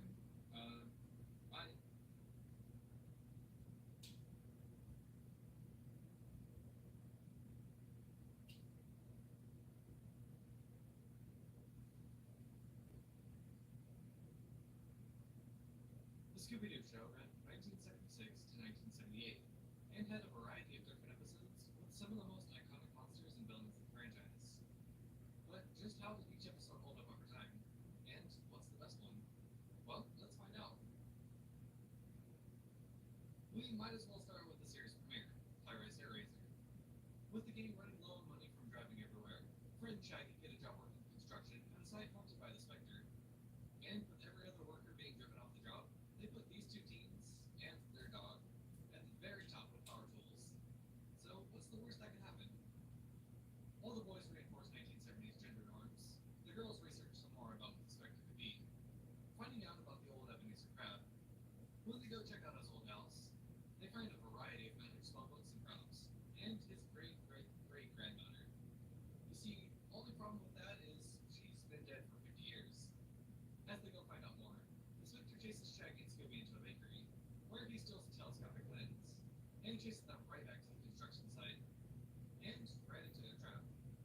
Their fate really is cemented here, and they're revealed to be Red Sparks and Jim Ribbons. Now with the bad guys caught, the gang are rewarded with a special pizza. Now this is more like it after watching the new Scooby-Doo movies. This is the classic Scooby-Doo I love. Short, concise, packed full of action and mystery. So far, so good, and I'm excited to see where we go from here. The gang travel to Mexico for a little fiesta, when they come across a big footprint. Wait, hold on. No, sorry. A big footprint. But when they arrive in Cinco, the hotel owner tells them of the legend of the ghost of Calzona, who was released by two traveling archaeologists. Now fully on the case, the gang borrow a boat from this nice man, heading upstream to try and find the ghost, instead just finding a ghost barge. Once they reach the Aztec ruins, they get stuck between the ghost of Patacunga and Stone Creature, taking refuge in the pyramid, where they find some high-tech gear and a much shorter Patacunga. Once they've escaped, they find Patacunga and the Stone Creature hauling some Aztec goods into that ghost barge from before. Also, Fred says treasures again. We're so back. The gang try a few different methods to capture them, eventually finding two archaeologists to be behind it all. And now the town of Cinco can finally have their fiesta. This one is pretty on par with the first. I like the setting in Mexico and the Aztec lore. The monster designs kind of remind me of that Hawaiian episode from Where Are You?, which is pretty fun. Overall, I think it's going right under the first one, but they're pretty close either way. In the third episode of the series, the gang are visiting Scooby-Doo's cousin, Scooby-Dum, who's, the Gator Girl stalks them over to Mom and Pa's soda factory, and chases them around before getting hit back by the soda machine. When the janitor comes by, Scooby hides, but eventually captures them in the solar drill. And this dude is not happy. Hey buddy, so lifeless, I'll get that dog. The gang break into Mr. Stingy's house, for some reason, close the doors. Just put my tablecloth on my table, and then, of course, just nothing matches. Everyone purposely went against my wishes, and nothing matches. I'm back. Everyone's just proving they don't listen to a word I say. I hate my birthday because it just proves how little everyone listens to the words that come out of my mouth. And yet, we listen to the words that come out of your mouth. We listen. All you do is talk. No, you don't listen. You just bought me fucking gold glitter and gold shit and pink and so much crap that doesn't match specifically what I said. So we just completely ignored everything I said. We listen to the words you say. No, you don't. You fucking don't. You don't, and then everything you did looks like a sore thumb in between what I did, which is what I wanted. And just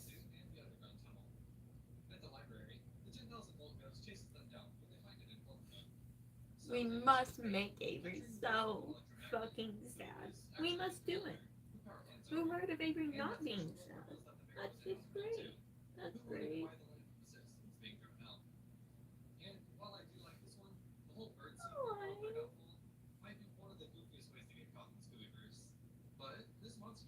I was literally sad yesterday because you wrapped something in blue. You know what I did? I rewrapped it. So what they do, they put things in bags. I can't rewrap a bag. I can open the bag and put it in a different bag. Yes, guess what? I will see it. But when the lights go out, he crashes the party, leaving just the gang left to search for clues. Oh, and And of course, Scooby Doo is back. why would we listen to a word that comes out of my mouth? Why would we do that? You know, it's my birthday, which shouldn't have to play a part in if we listen, but don't. Okay, of course it does. Even more potential suspects. When the nephew leaves, the horseman returns with his head. So surely it's not him, right? The gang find a getaway plane and set up a trap, which of course doesn't quite go to plan.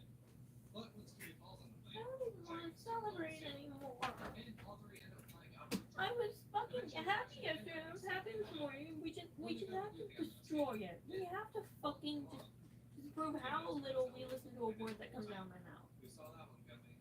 He was after the diamond necklace the whole time, and nearly had it. This episode was pretty good overall.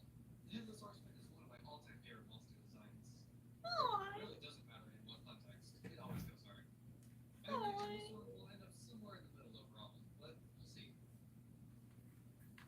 We just have to ignore everything I say. Of course. We do all year. Just why would we listen to any words that come out of my mouth? That's insane. That's fucking insane. You know, listening to something? When I say something? That's Leaving Shaggy insane. and Scooby to deal with Marley, who quickly hypnotizes them. As Shaggy and Scooby act as sleeper agents, they keep messing everything up. But still the gang are fretful, and Bella unhypnotizes them with a Scooby snack. They find Shagworthy chained up and free him, but he is not sticking around the whole gang, as they soon cross paths with Black Knight and Merman. With the gang's plan nearly complete, Daphne manages to get her finger caught in the piano keys, which is kind of impressively clumsy. But have no fear, as our heroes are on the case. As Shaggy and Scooby capture Merlin and the Black Knight on State Street, unmasking some random guy, and Zerg with the magician. We have to not listen to a word It I was say. pretty obvious from the jump that Zorko All would play a year. role in the plot. Every But year. they did subvert my expectation by also having him disguised as the caretaker. So, I'll call it even.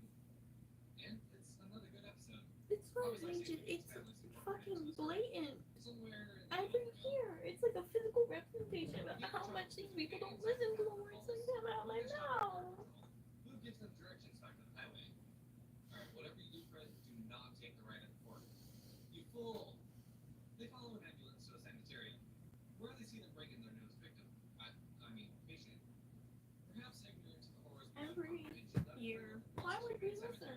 That's they decide to go insane. inside, where they meet Dr. Tewksbury. That night, who goes to Dr. Coffin wakes the police up. They go exploring around the sanitarium. When they drop the top on the whole place, letting the moonlight in. Hey, Scooby? What you doing? Scooby gets entranced by Dr. Coffin's rendition of Dance of the Hounds by Barkowski. But once he stops, the guard dogs chase after the gang. Eventually, he finds Shaggy and Scooby in the X-ray room, as they're given away by their dinner. Typically ask for my hot dog's boneless, but whatever suits you, Shag. Shaggy and Scooby hunt on one of the gurneys, when they're taken by Dr. Coffin and his henchmen to the Gold headquarters, with Daphne, Fred, and Velma right behind them. After a quick minecart chase, they find that Dr. Coffin was the policeman the whole time. Back. During the whole explanation of how he did this, Scooby has a quick tip with a worm in this apple, which kinda sucks. I don't know, it just cheapens the episode overall for me, and it wasn't even my favorite to begin with, but now it's probably even lower.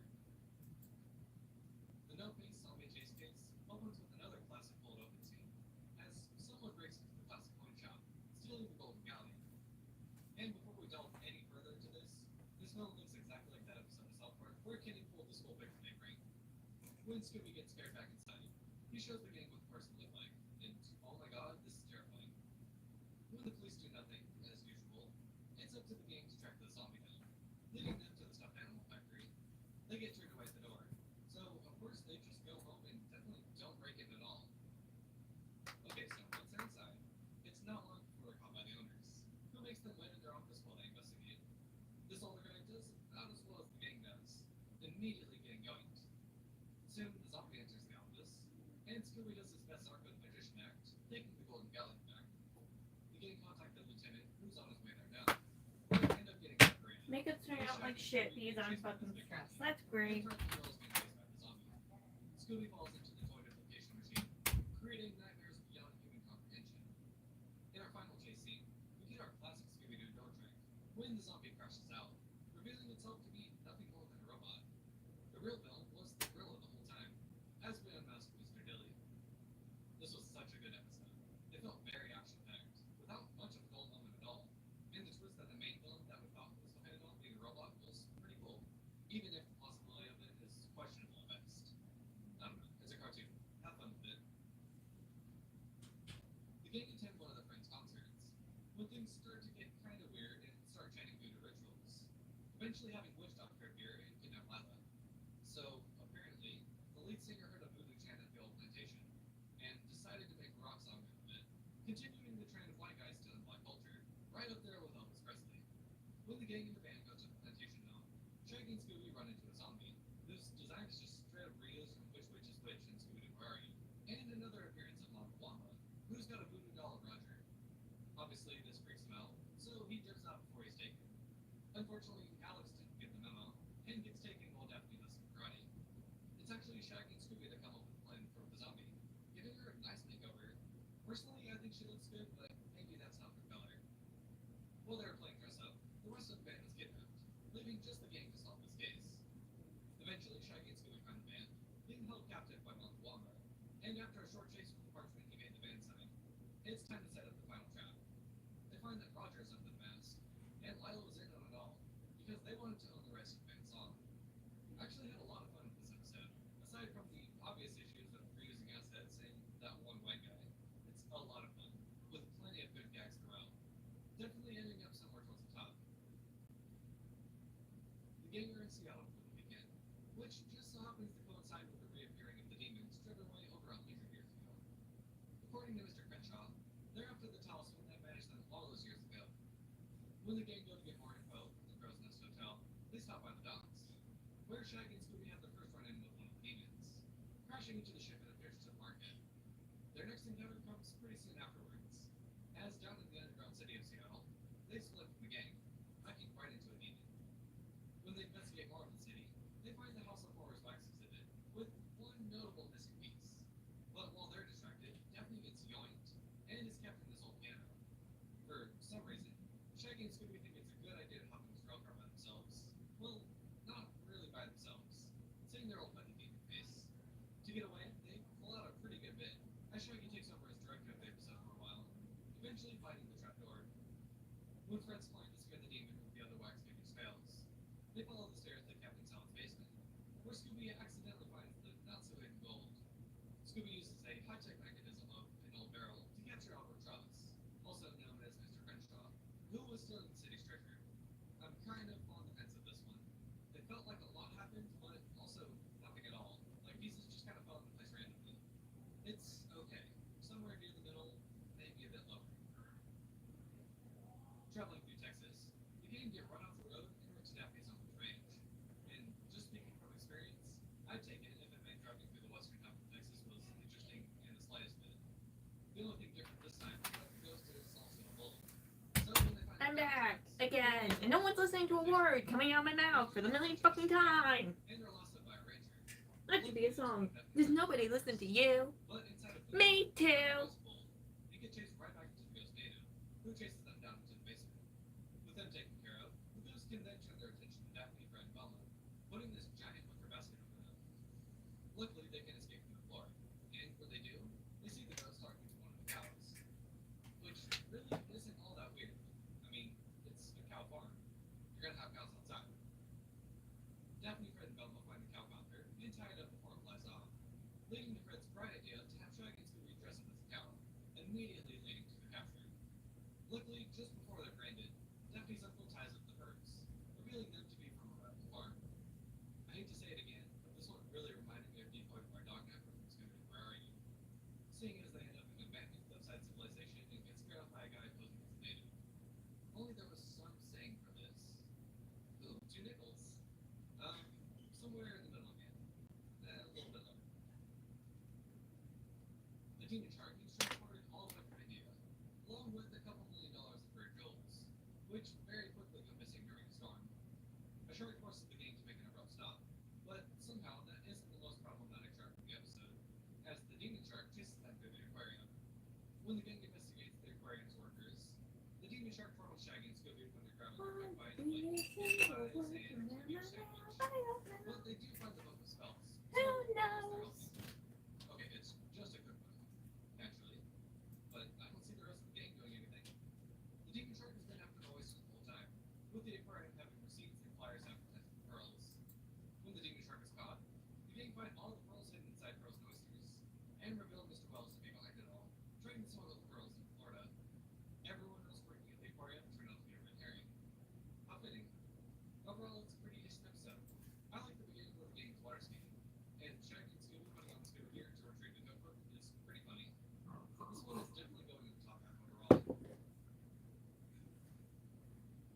The gang are out on the salvage mission for a school project, when they're interrupted by a gaggle of sea ghosts.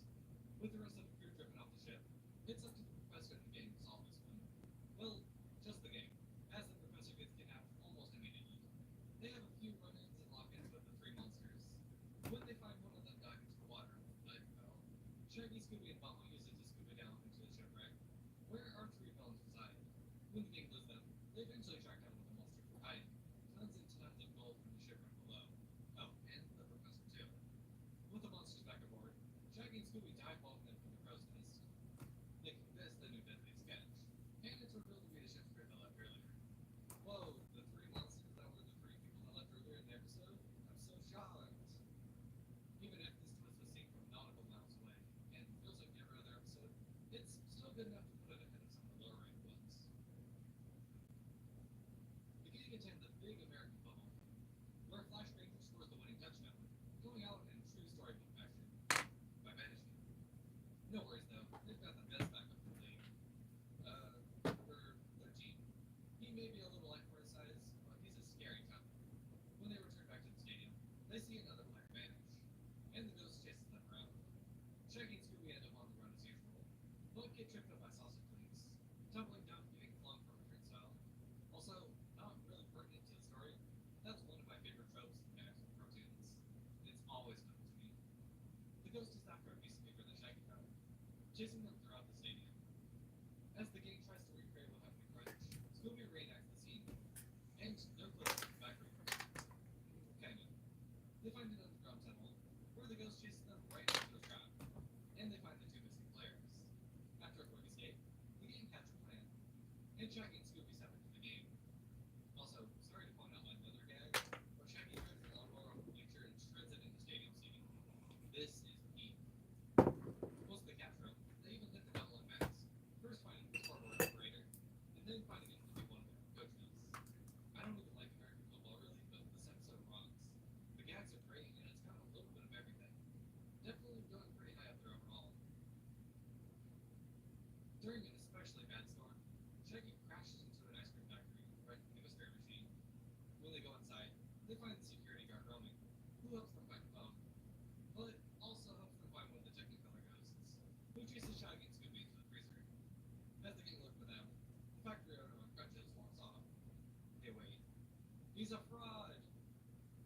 While in the freezer, Shaggy makes a fire with popsicles and wrappers, which triggers some sprinklers. But it's so cold in there that it turns to snow. This is awesome. Daphne, Fred, and Velma find a fleet of ice cream trucks, when a large crack in the floor appears. And just like Ronald Reagan told the inner cities to do in the 80s, followed that crack. And that leads them right into the Strawberry Phantom, who chases them right into Shaggy, who is now dressed as the Chocolate Phantom. After another chase, they end up stopping the vehicles in their duels, crashing their ice cream truck. But not just a normal ice cream truck, a hijacked armored truck that's been put through the paint spray. The police finally arrive, and we have asked the ghosts, eventually finding the security guard was the mastermind the whole time. This was another pretty good episode. But I why honestly this ghost don't dies. know. It wasn't looking good for a while there, or back to peak Scooby-Doo.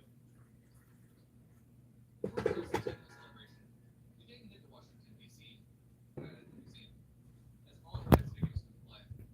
Scooby's the first one down, as he's kicked away by one, and eventually trapped. As the gang go look for him, Benedict Arnold traps the rest of them too. Man, what a traitor. Once they give the Bicentennial Bandits the slip, they run into the engineer fixing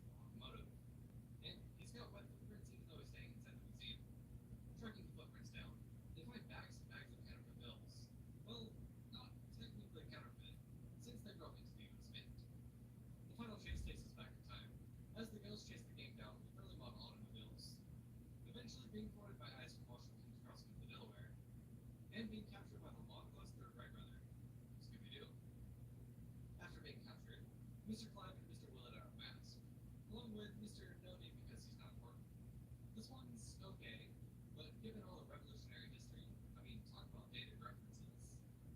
For a season finale and the final of the Dino Nut Scooby Power Hour, it kind of goes out with a whimper. In the season 2 premiere, Velma's Uncle John invites her and the gang to go fishing with his cabin. But when they arrive, they find that he's disappeared. When Shaggy and Scooby walk along the lake to try and find him, they instead come across the Ghost Vikings and end up on their ship. But they abandon ship just as quickly as they boarded, winding up in the freezing water below.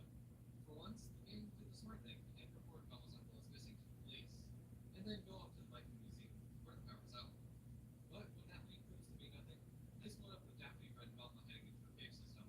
There's no going back either, as a towering Viking blocks the exit. So they head the other way, right into the statue of Odin, who banishes them to the Shadow Realm. Just as they're about to pass out from the natural sauna, Shaggy and Scooby save the day, ditching the Viking in the process. When they head further down in the cave, they see the Viking squad letting things up in the mine guards. Eventually, they come across Velma's uncle up in his cage, and the Scooby Copter makes its first pickup and delivery. The Vikings make one last ditch effort to stop the men and kids, leading to them going for their final swim. The museum curator was behind the whole thing, stealing uranium ore out of the cave system and using their disguise to scare away the guys.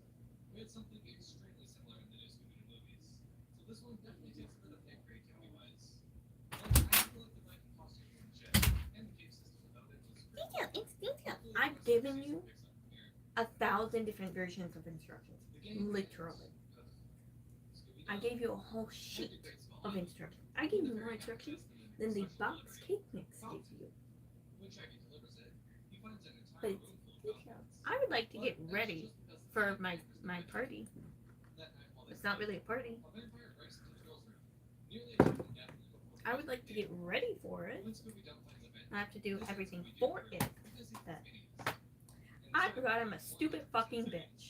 do not look up Scooby-Doo relation. Yeehaw, yeehaw. Shaggy Like, and Scoops find a vampire, who drops I a bomb to forgot. set this guy off. Sorry. When Lisa Maybe and if you Scooby wanted go, me to make this it, you should have told me you wanted me to make it. immediately turning her into a monster, which is unfortunate since they barricaded themselves in. Even when they lose her, they run right into the other vampire, who's supposedly her grandfather. Eventually they cross paths again, with Lisa in some type of trance. And no real surprise, it's revealed that the vampire was really the uncle the whole time, trying to stop Lisa from taking over the hotel. I always really liked the vampire editions of Scooby-Doo media. This one's kind of scary. As scary as something with Scooby-Doo can be, I guess. It's going up towards the top. It's a very good episode. Fred's on his way to a national ink lighting competition, arriving with the rest of the gang at Big Canyon Dude Ranch. The name isn't that important, but it is a dude ranch, and any chance I get to relate something to Malcolm in the Middle, I'm taking it. There's no blind fireworks, but there is an automatic. I thought you were gonna make the cake. The hotel manager is well aware of the situation, but doesn't seem to be too concerned. As Fred prepares for his flight, Nobody told Scooby me checks in I to had to see make if my it's cake. sandwiches. Flying deep into The the reason cave I gave you and the into the territory fucking of the cave, insane the gang detailed starts instructions recording. is because I thought you wanted to make my fucking After cake. finding a pair of tracks, the gang split up, with Fred and the girls just missing the pterodactyl creature. Unfortunately for Shaggy and Scooby, they're not But as as always, I am Eventually, the wrong. pterodactyl creature I am gets them out of the so cave. wrong. But they did find a clue, a cassette tape of a pretty good song. That night, the gang go back to try and crack the case, but quickly get chased down. Maybe they just want these kids to stop breaking into their home? That'd be cool, but once they find an opposite in the cave, that one's out the window. Pterodactyl's mates must be getting tired, as they drive off in a sandwich truck, but I think they're trying to make a different kind of bread. As the gang finds the truck is Wow. full of cassette tapes. Apparently I have to make my cake. But the pterodactyls get I didn't know this. Nobody told me. If they wanted me to, they could have told me and I would have started last night. But no. No, don't tell Avery. No. No. Her cake. Don't tell her. Don't do it. That's insane.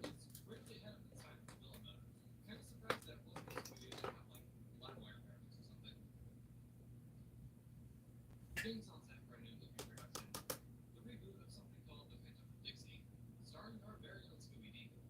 However, she's getting driven off set by Malcolm Booth, a deceased movie star of the original.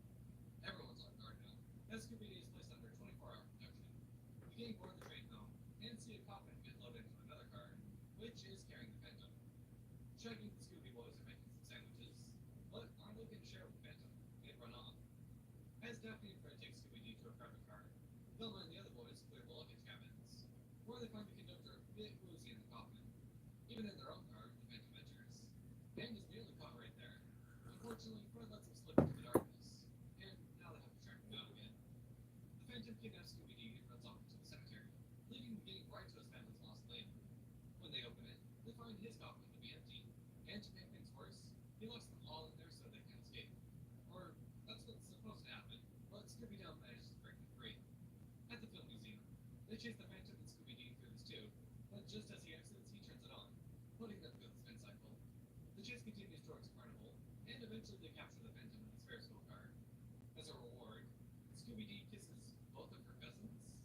I mean, we are in Dixie after all. The Phantom is unmasked as the detective, who wanted to create his own movies with fake Scooby-Doo. This episode continues a nice one going on here in season 2, so hopefully it stays that way. In the spooky case of the Grand Prix race, the gang checks out a mysterious disappearance of a racer at the hands of the Phantom racer. When the gang speaks to the race director, Mr. Osborne, the racer that disappeared shows back up, looking a bit worse for wear. When they drive around the course, they find tire tracks in the pod, which lead right off the road to an old junkyard. Of course they enter without being invited in, and find this older man, who tells them to go to the old car museum. When the Phantom tries to grab Shaggy and Scooby, they give him the slip.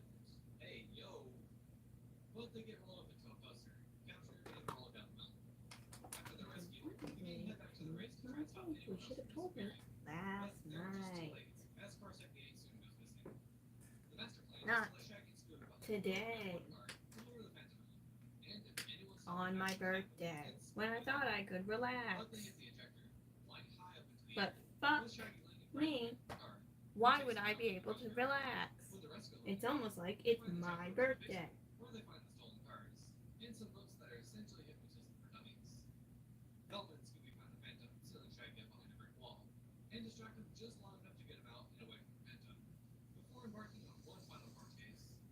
The rolling boulder eventually flings the Phantom into a tree, and he's finally unmasked as Ken Rogers, the second racer that was taken, and disguised himself as the Junkyard Vet too. And this episode was awesome. The sets were vibrant, the animation was striking, and the story was really, really good. The Phantom is one of my favorite monsters so far. He's just so creepy, and evokes some of the same haunting horrors as the Space Goon from Where Are You? Without much surprise, this one's going at the top for now. On their way to their campsite, the gang pop all of their tires, and seek refuge in an old cabin behind, home of the Hatfields. And I 100% did not have the story of the Hatfields and toys on the Scooby-Doo bingo card, but here we are. The ghost of which McCoy wakes them up that night, telling them to leave this cabin, while also turning Paul Hatfield into a fraud.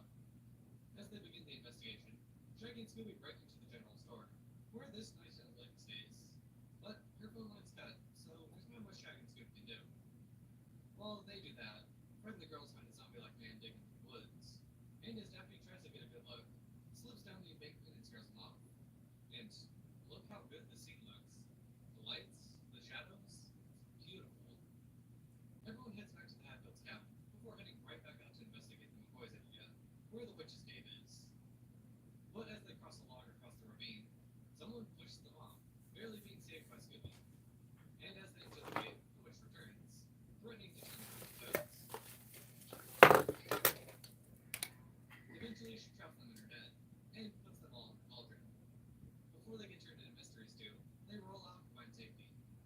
They find the last clues at the Hatfields cabin, but not the Hatfields, and set up their trap for the witch and the zombie, capturing them and turning them into the cops. The zombie is just a bank robber who escaped from jail. He just kind of looks like that. But Witch McCoy is actually Aggie Wilkins, the ex-girlfriend of the zombie, and they're both out here looking for the money he buried in the woods. The Hatfields are eventually found at Phil's sawmill, and finally returned home, enjoying a nice home-cooked meal. This episode rocks. The animation is beautiful, the story is fun, and it's just a really good Scooby-Doo episode. Season 2 so far has been insanely good, but we only have 2 episodes left, so let's end it strong. Our cold open shows a young scientist loading his time machine onto a ship, which just happens to be the second one again for it. When they get lost looking for the cabin, they find that same scientist in the hull, tinkering with this machine and the monster inside. He just prepped himself.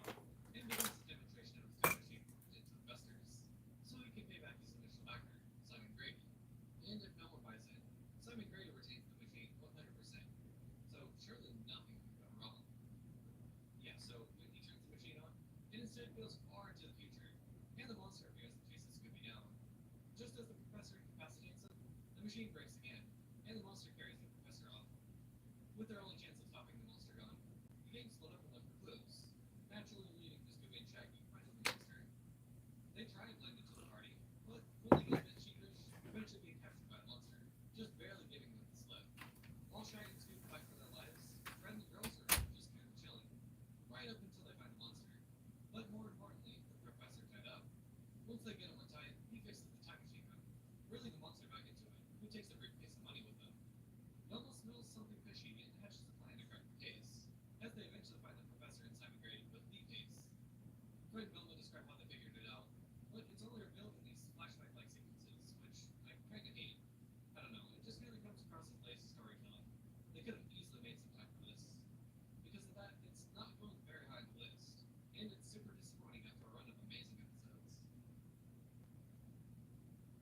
The gang sit down for a nice picnic at the beach. When Shaggy and Scooby get their fishing trip interrupted by this lovely-looking sea monster. To get away from it, they head to an even creepier house on the hill, where an old captain tells them the legend of the sea creature. The gang go find more clues, instead finding more footprints leading right back to Captain Clement's place, where he sits in shock after being attacked. Shaggy and Scooby head back to watch over the captain, who tries to recruit them I'm back. to the monster and his victims. Instead, they hide in the elevator, which takes them right down to the beach and right into the monster. They see the monster retreat into the water, as a light emanates from Captain Clement's window. When they follow, they find the monster below, and eventually enter an old submarine. Of course, they get locked in by the monster, and quickly see the water levels rise. Luckily for them, it just happened to be the sub's airlock, and they escape without harm. Velma, Shaggy, and Scooby end up in an older man's place, but he seems relatively harmless, so he doesn't get much time in the script. As the fog lifts, the gang board the ship where the light's coming from, just as the sea monster is loaded on. Back in the submarine, they uncover an underwater meeting ground with a I would like it to stay pinned into before they it. get to see anymore, the monster and the captain show up, and Fred gets an idea for his grand trap. And look at this transition. Who will let them cook? Somehow, Fred's plan actually works. Probably because we only had like 2 minutes left of the episode. And reveal Captain Clemens was running the business My mother is and the creepy heat from the needle. baking the cake, and then apparently I have to design the cake. I didn't know this. Because nobody told me. And so now we are rushing through my makeup, which is exactly what I didn't want to do. Because I don't know if you can tell on camera, my skin's visibly cracking because I am panicked and stressed. It's almost like I didn't want this to happen. And I did everything in my power to prevent it, and for some fucking reason we can't listen. Scooby and Shaggy are in charge of watching the boat for the night, which is probably the least of their worries, as they're woken up by the giant glowing gull. In the frenzy, they end up driving right into this cave, where they find some footprints and tire marks. When the rest of the gang go find them, they instead get chased by owls. Oh, that felt bad. That's alright, Shaggy and Scooby are find them, as they found a treasure trove of fur coats, silver, and acorns. Okay, when I say terrifying, the I will be there. entirely true. As they wind up in one of the traps, they face to face with the glowing bull wall. But it's nothing more than a big inflatable, piloted by Grey Fox, who's been running a smuggling operation with the items Shaggy and Scooby found, and the owl member is to hitch them. They figured Velma's uncle was close to figuring them out, so they kidnapped them, likely keeping them tied up somewhere before his rescue by right there. Overall, yeah, this was pretty classic Scooby-Doo, with a pretty cool plot with the Chippewa tribe. It's cool to see some native representation from the time that isn't completely distasteful. Wait, Scooby, don't put that on? No! Also, some of the animation at the beginning was pretty good, but still probably some unmemorable. Okay, so the Bermuda Triangle has always been one of my favorite mysteries, so I hope that this episode's good. And we start off hot, with 2 pilots being abducted by this UFO. Luckily, or unluckily, the gang are sailing in the area when the storm hits them, bringing them right into the thick of it. Eventually, they find land, right on Diablo Island, which I think translates to totally safe and cool island with no monsters. This might not be a monster, but this foreboding figure tells them to get off the island. Naturally, the teens don't listen, instead finding an old wartime airstrip that's been used fairly recently. While Fred and the girls mess around solving a silly mystery, Shaggy and Scooby are doing the real work, making food. As Scooby gathers up some clams, these chowderheads interrupt them, steering them down this pipe into a watery cave. Daphne, Fred, and Velma find the plants that were swallowed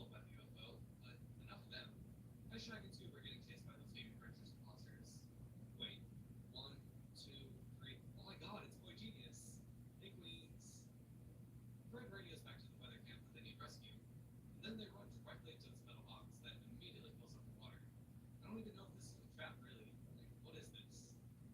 Someone eventually saved them, but when we climb up, no one's there. Meanwhile, Shaggy and Scooby find the kidnapped pilots, but there's no time to talk, as the skeletons are right behind them. After a quick chase, they capture our skeletal sisters. Unmasking the leader as the head of the weather base, running a blink that to resell business on the island. That creepy man from the island was an undercover Navy operative, who gives the gang right back to the sub. It's a fine episode overall, but nowhere near the best iteration of Scooby and the Bermuda Triangle. The gang are headed up to the North Pole to visit Professor Kruger, who wanted to show them his research. I'm back. And no, it's not great news. Unfortunately, they didn't see that he got attacked by the snow beast and pulled open, and find a group of victims crushed. And they see the rest of the footprints that crushed them, right as Chief went up to the snow beast took the professor. In the professor's cabin, they find Jean-Baptiste, his assistant, who's leaving in a bit of a hurry. That hurry leads to a flurry, as the snow beast returns and scares the gang out of the cabin, leading to Chief One Up's capture.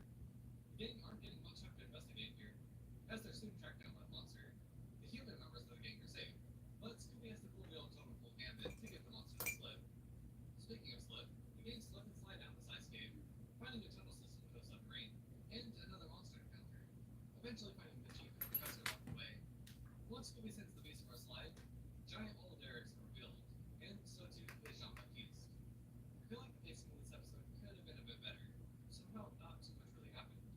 Maybe because the important scenes were relatively quick and the non-action ones were a bit drawn out. By the way, it's still an okay episode. I do like Dicey Diners episode though.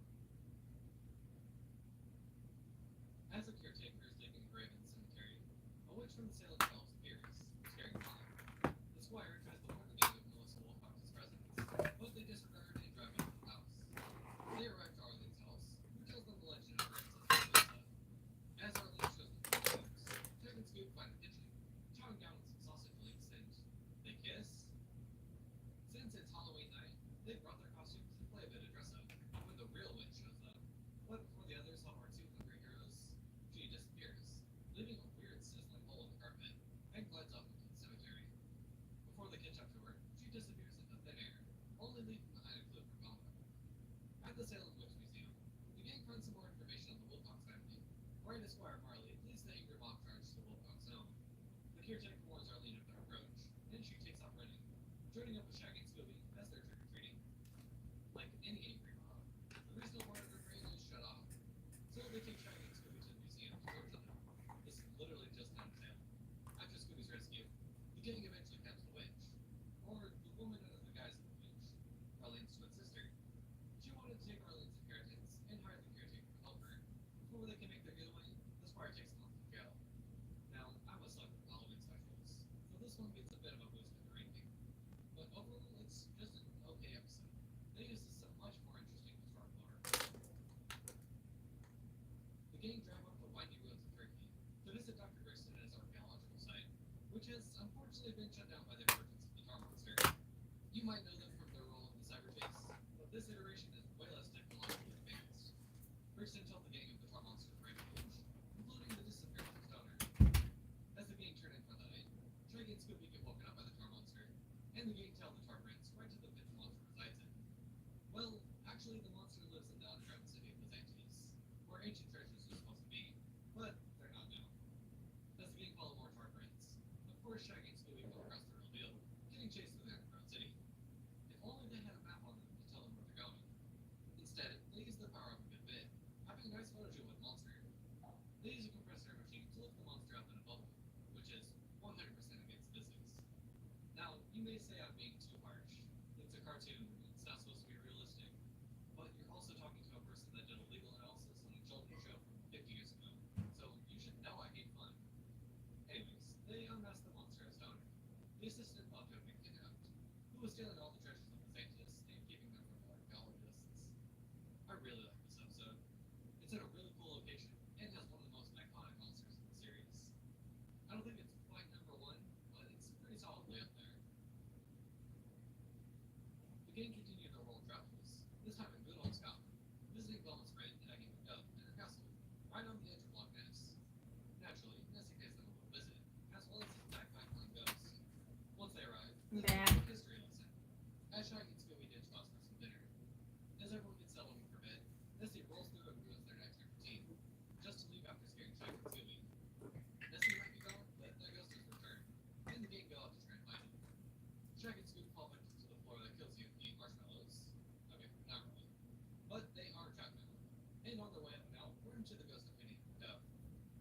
does a rendition of Hound Dog by Big Mom Thornton. And much like Elvis Presley did, the ghost tries to steal the spotlight. Oh yeah, Fred and the girls are in this episode too. Wonder what they're up to. Oh, they solved the mystery and set up the trap already. Cool. They found crates and crates of Swiss watches, and used the bagpipes that Scooby found to snag the ghost and the monster all in one, unmasking Jamie Craigmore as the ghost, who was smuggling in the wristwatches and making a fortune. This episode felt very disjointed, like it's just Scooby and Shaggy bits and chases, with like one scene of being progressing the plot. Unfortunately, I don't think this one's gonna wind up being very high. The gang are having a nice day on the water when old Ironface pulls up riding some mechanical sharks. Hell yeah, we're in the peak of monster design now.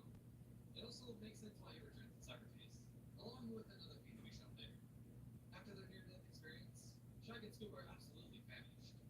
So they head over to Mama Meow's for some food, learning about her backstory that she's the former champion water skier, and a little bit more about old Ironface.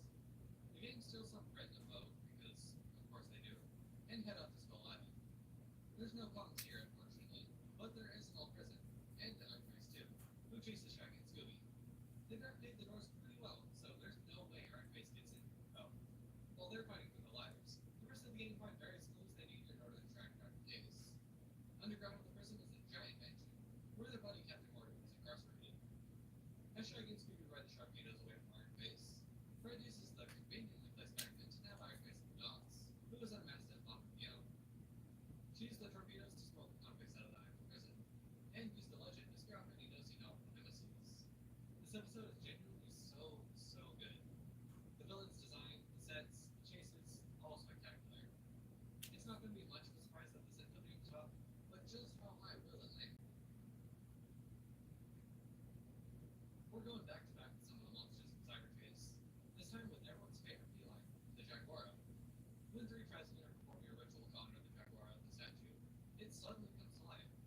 Luckily, the gang just happened to be traveling to Rio de Janeiro for Carnival, where they're forced to make a crash landing in the forest. And immediately this feels like it could turn into Sons of the Forest or Green Inferno real quick, especially when they want to send Shaggy and Scooby to a village of headhunters for some reason. Well, no cannibals out here, just this kind of kitty. Also, it's been a little bit since I've seen Cyberchase, but I do know that this version sounds exponentially worse. But that's neither here nor there. As the fright fools make their getaway, Jaguaro pulls on the line attached to the makeshift boat, filling it full of water, with all of the river monsters surrounding them. Meanwhile, the gang look for the native tribe, who are just out here minding their own business, likely dancing for a ritual. Daphne says, Alex, sure look angry to me. which might be the most xenophobic statement possible at the moment, confirming this was written by old white guys. Unfortunately, Daphne might be right though, as this Australian explorer pulls up on his boat, saying that the natives are going after them. And I guess so is Jaguaro, as they find the plane destroyed, and the pilot's nowhere to be found. Shaggy and Scooby stay behind out here, to watch the plane, of course, and play with an adorable monkey hamlet, which is short-lived when they're captured by the native tribe.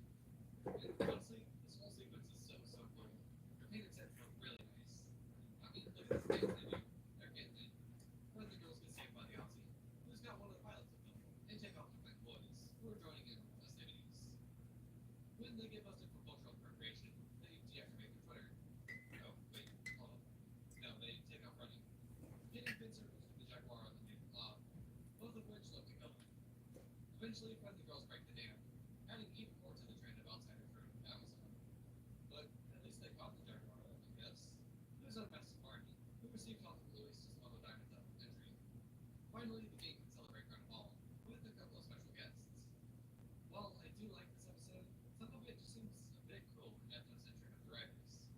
Look, I know it's a good show from the 70s, but I can still evaluate this as a please.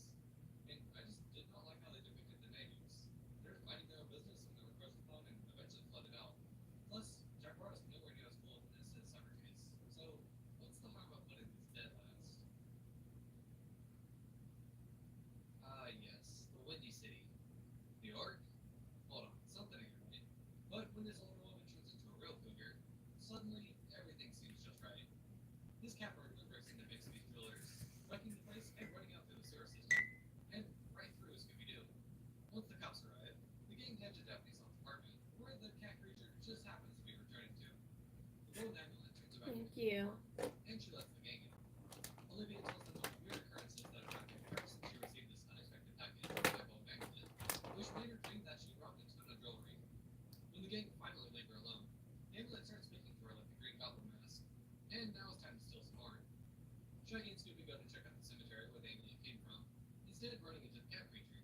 and eventually getting locked into the mausoleum. Luckily for them, Fred and the girls were going through the underground tunnels, which led right to the mausoleum. Now in this dead end, the cat creature corners them, only escaping when Fred finds the secret lever, and they head back to Olivia's. They have Shaggy and Scooby act as bait, but when that pesky pendant comes calling, Shaggy answers, turning into the cat creature and chasing after our friend Scooby. Trapped in the cage elevator, it's time for Scooby's final stand, using the gravity of the elevator to his advantage, finally unveiling the cat creature as Dr. Bell, Miss Olivia's doctor that's been prescribing her meds for her little insomnia problem. In reality, she responded to hypnosis the best, so it was pretty easy to prepare her for the crimes. Oh, Shaggy's safe and sound asleep. Well, it was. This one's probably ending up somewhere towards the middle. Not too much stood out except for the hypnosis cycle, which admittedly was kind of cool. But also, the false source seemed like a bit of a cop-out. Like, who sanctions Bill? A poor unsuspecting parcel delivery person is attacked by this praying mantis thing on Vulture's Law, and in a frenzy runs a mystery gang off the road. Once they enter the botanical gardens, Shaggy and Scooby see that 7-foot insect right before running into Professor Greer. As he describes the trauma he's gone through, they catch an eavesdropper named Clive Dickerman, a real estate agent who wants to buy the gardens from Greer. He's not selling just yet, and warns that the gang should leave as soon as possible. That'll have to wait till morning though, as they're staying the night. And they will also consider just by once a month to keep the place feel free. Oh, maybe they'll come tomorrow. For now, Shaggy and Scooby pull the same gag from One O'Clock the Ghost, barely managing to sneak off and find Fred and the girls. They're investigating out in the laboratory when they're interrupted by this guy's snooping around on their conversation. This is Eric, Professor Greer's assistant. However, Shaggy and Scooby don't make it too far from the mantis, instead getting sent down the chute and into the alligator pit. And oh my god, look how cute this guy is. I want to pet him. Once everyone reconvenes, Eric I hit my foot on leaving just the gang the to solve this mystery. table. And they're gonna have to deal with that Daphne too, as she gets taken back through this. It's clean they call her when they go by the garden, but before they can make any assumptions, he runs off into the bushes, right as the mantis arrives, scaring the gang back into the shed where Daphne's tied up. Back in the mansion, I haven't worn lashes in like a week. My eyes have been acting up from the fucking sun. and was trying to stall until they can finally purchase. I gotta admit, usually an episode is pretty easy to suss out the person underneath the mask, but this one fooled me. I thought it was Eric, so misdirection found me. So I'll give this one a few bonus points, putting it safely in the top half. Immediately, some random guy is getting chased around by Gene Simmons. And oh my god, this animation goes so hard. Someone woke up that day and decided to absolutely slay. The gang are on their way to the recording studio for their friend Jimmy, where he reveals the sheet music Cody frantically wrote before disappearing. Speaking of disappearing, hey Shag and Scoop, you might want to hightail it out of here, since the Phantom's back. 88 keys later, they're in Jimmy's office when the gang recording gets cut short and is chased out, with the ominous voice of the Phantom. That could have been so Not to fun. worry though, it was just a recording claim.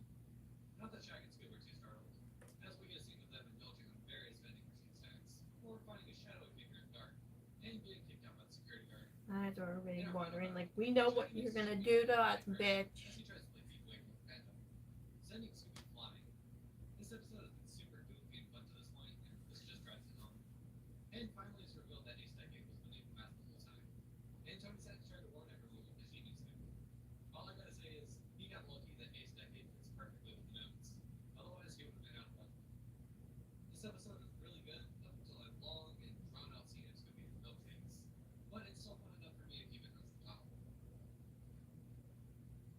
The gang take the wrong turn before they try it, blowing a tire just outside of the palace of Rafu, where the local legend of the Moon Monster just happens to be. When Shaggy and Scooby try to change the tire, the Moon Monster lends a helping hand, leading to our fearless friends fainting. After meeting the new owner of the palace and all of our potential suspects, they turn into a fight, where, of course, Shaggy and Scooby get chased around. They aren't the only ones in danger, though, as the platoon gets certain to tell right before their eyes, leaving Velma with some suspicions. And as the Moon Monster drifts off in the sampan, the gang hop in one of their own and find them. Well, just Fred and the girls, who get pulled into a cave with various washed up items. The cave leads right back up to the palace, where Shaggy and Scooby are hiding out after the latest run into the monster. They have Kim throw a stretcher into the bay, washing up in the monster's cave, and head them off there.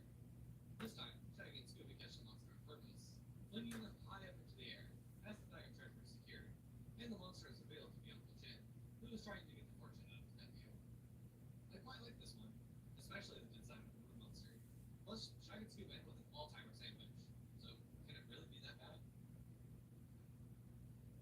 During an opera in Venice, this Ezio variant steals an expensive piece of jewelry and makes a difficult getaway. Once the gang arrive to visit their friend Antonio, the ghostly gondolier winds up scaring Shaggy and Scooby off their boat. After a fresh pizza dinner, the gang learns some more of the legend of the gondolier, before heading over to the museum where one of the last two necklaces are, and the ghostly gondolier knows it too. As they try to snatch the chain, eventually resorting to climbing through and chasing them down. Daphne tries to sneak away, but the gondolier grabs her and stuffs her inside of a burlap sack, taking her away on the boat. Getting swept off her feet, having a nice gondola ride through beautiful Venice.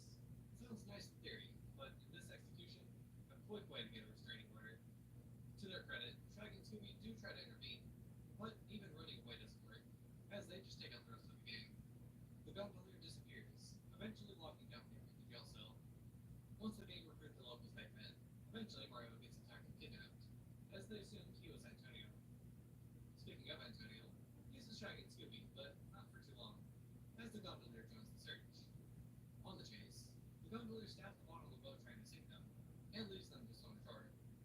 Once the gang rescue Antonio and Daphne, they run out to follow the gondolier, leading to them chasing Shaggy and Scooby, of course. The latter of which flies a gargoyle somehow, crashing into the gondola and the gondolier, revealing it to be Mario, who's been after them all the treasure. This episode is really fun. I love the setting and the premise, and having a gondolier as a villain is really funny to me. Especially when the actual gondolier is chasing Hi everyone, love y'all. at the very top, but it's certainly See y'all later. See all of y'all later in the day. Bye bye.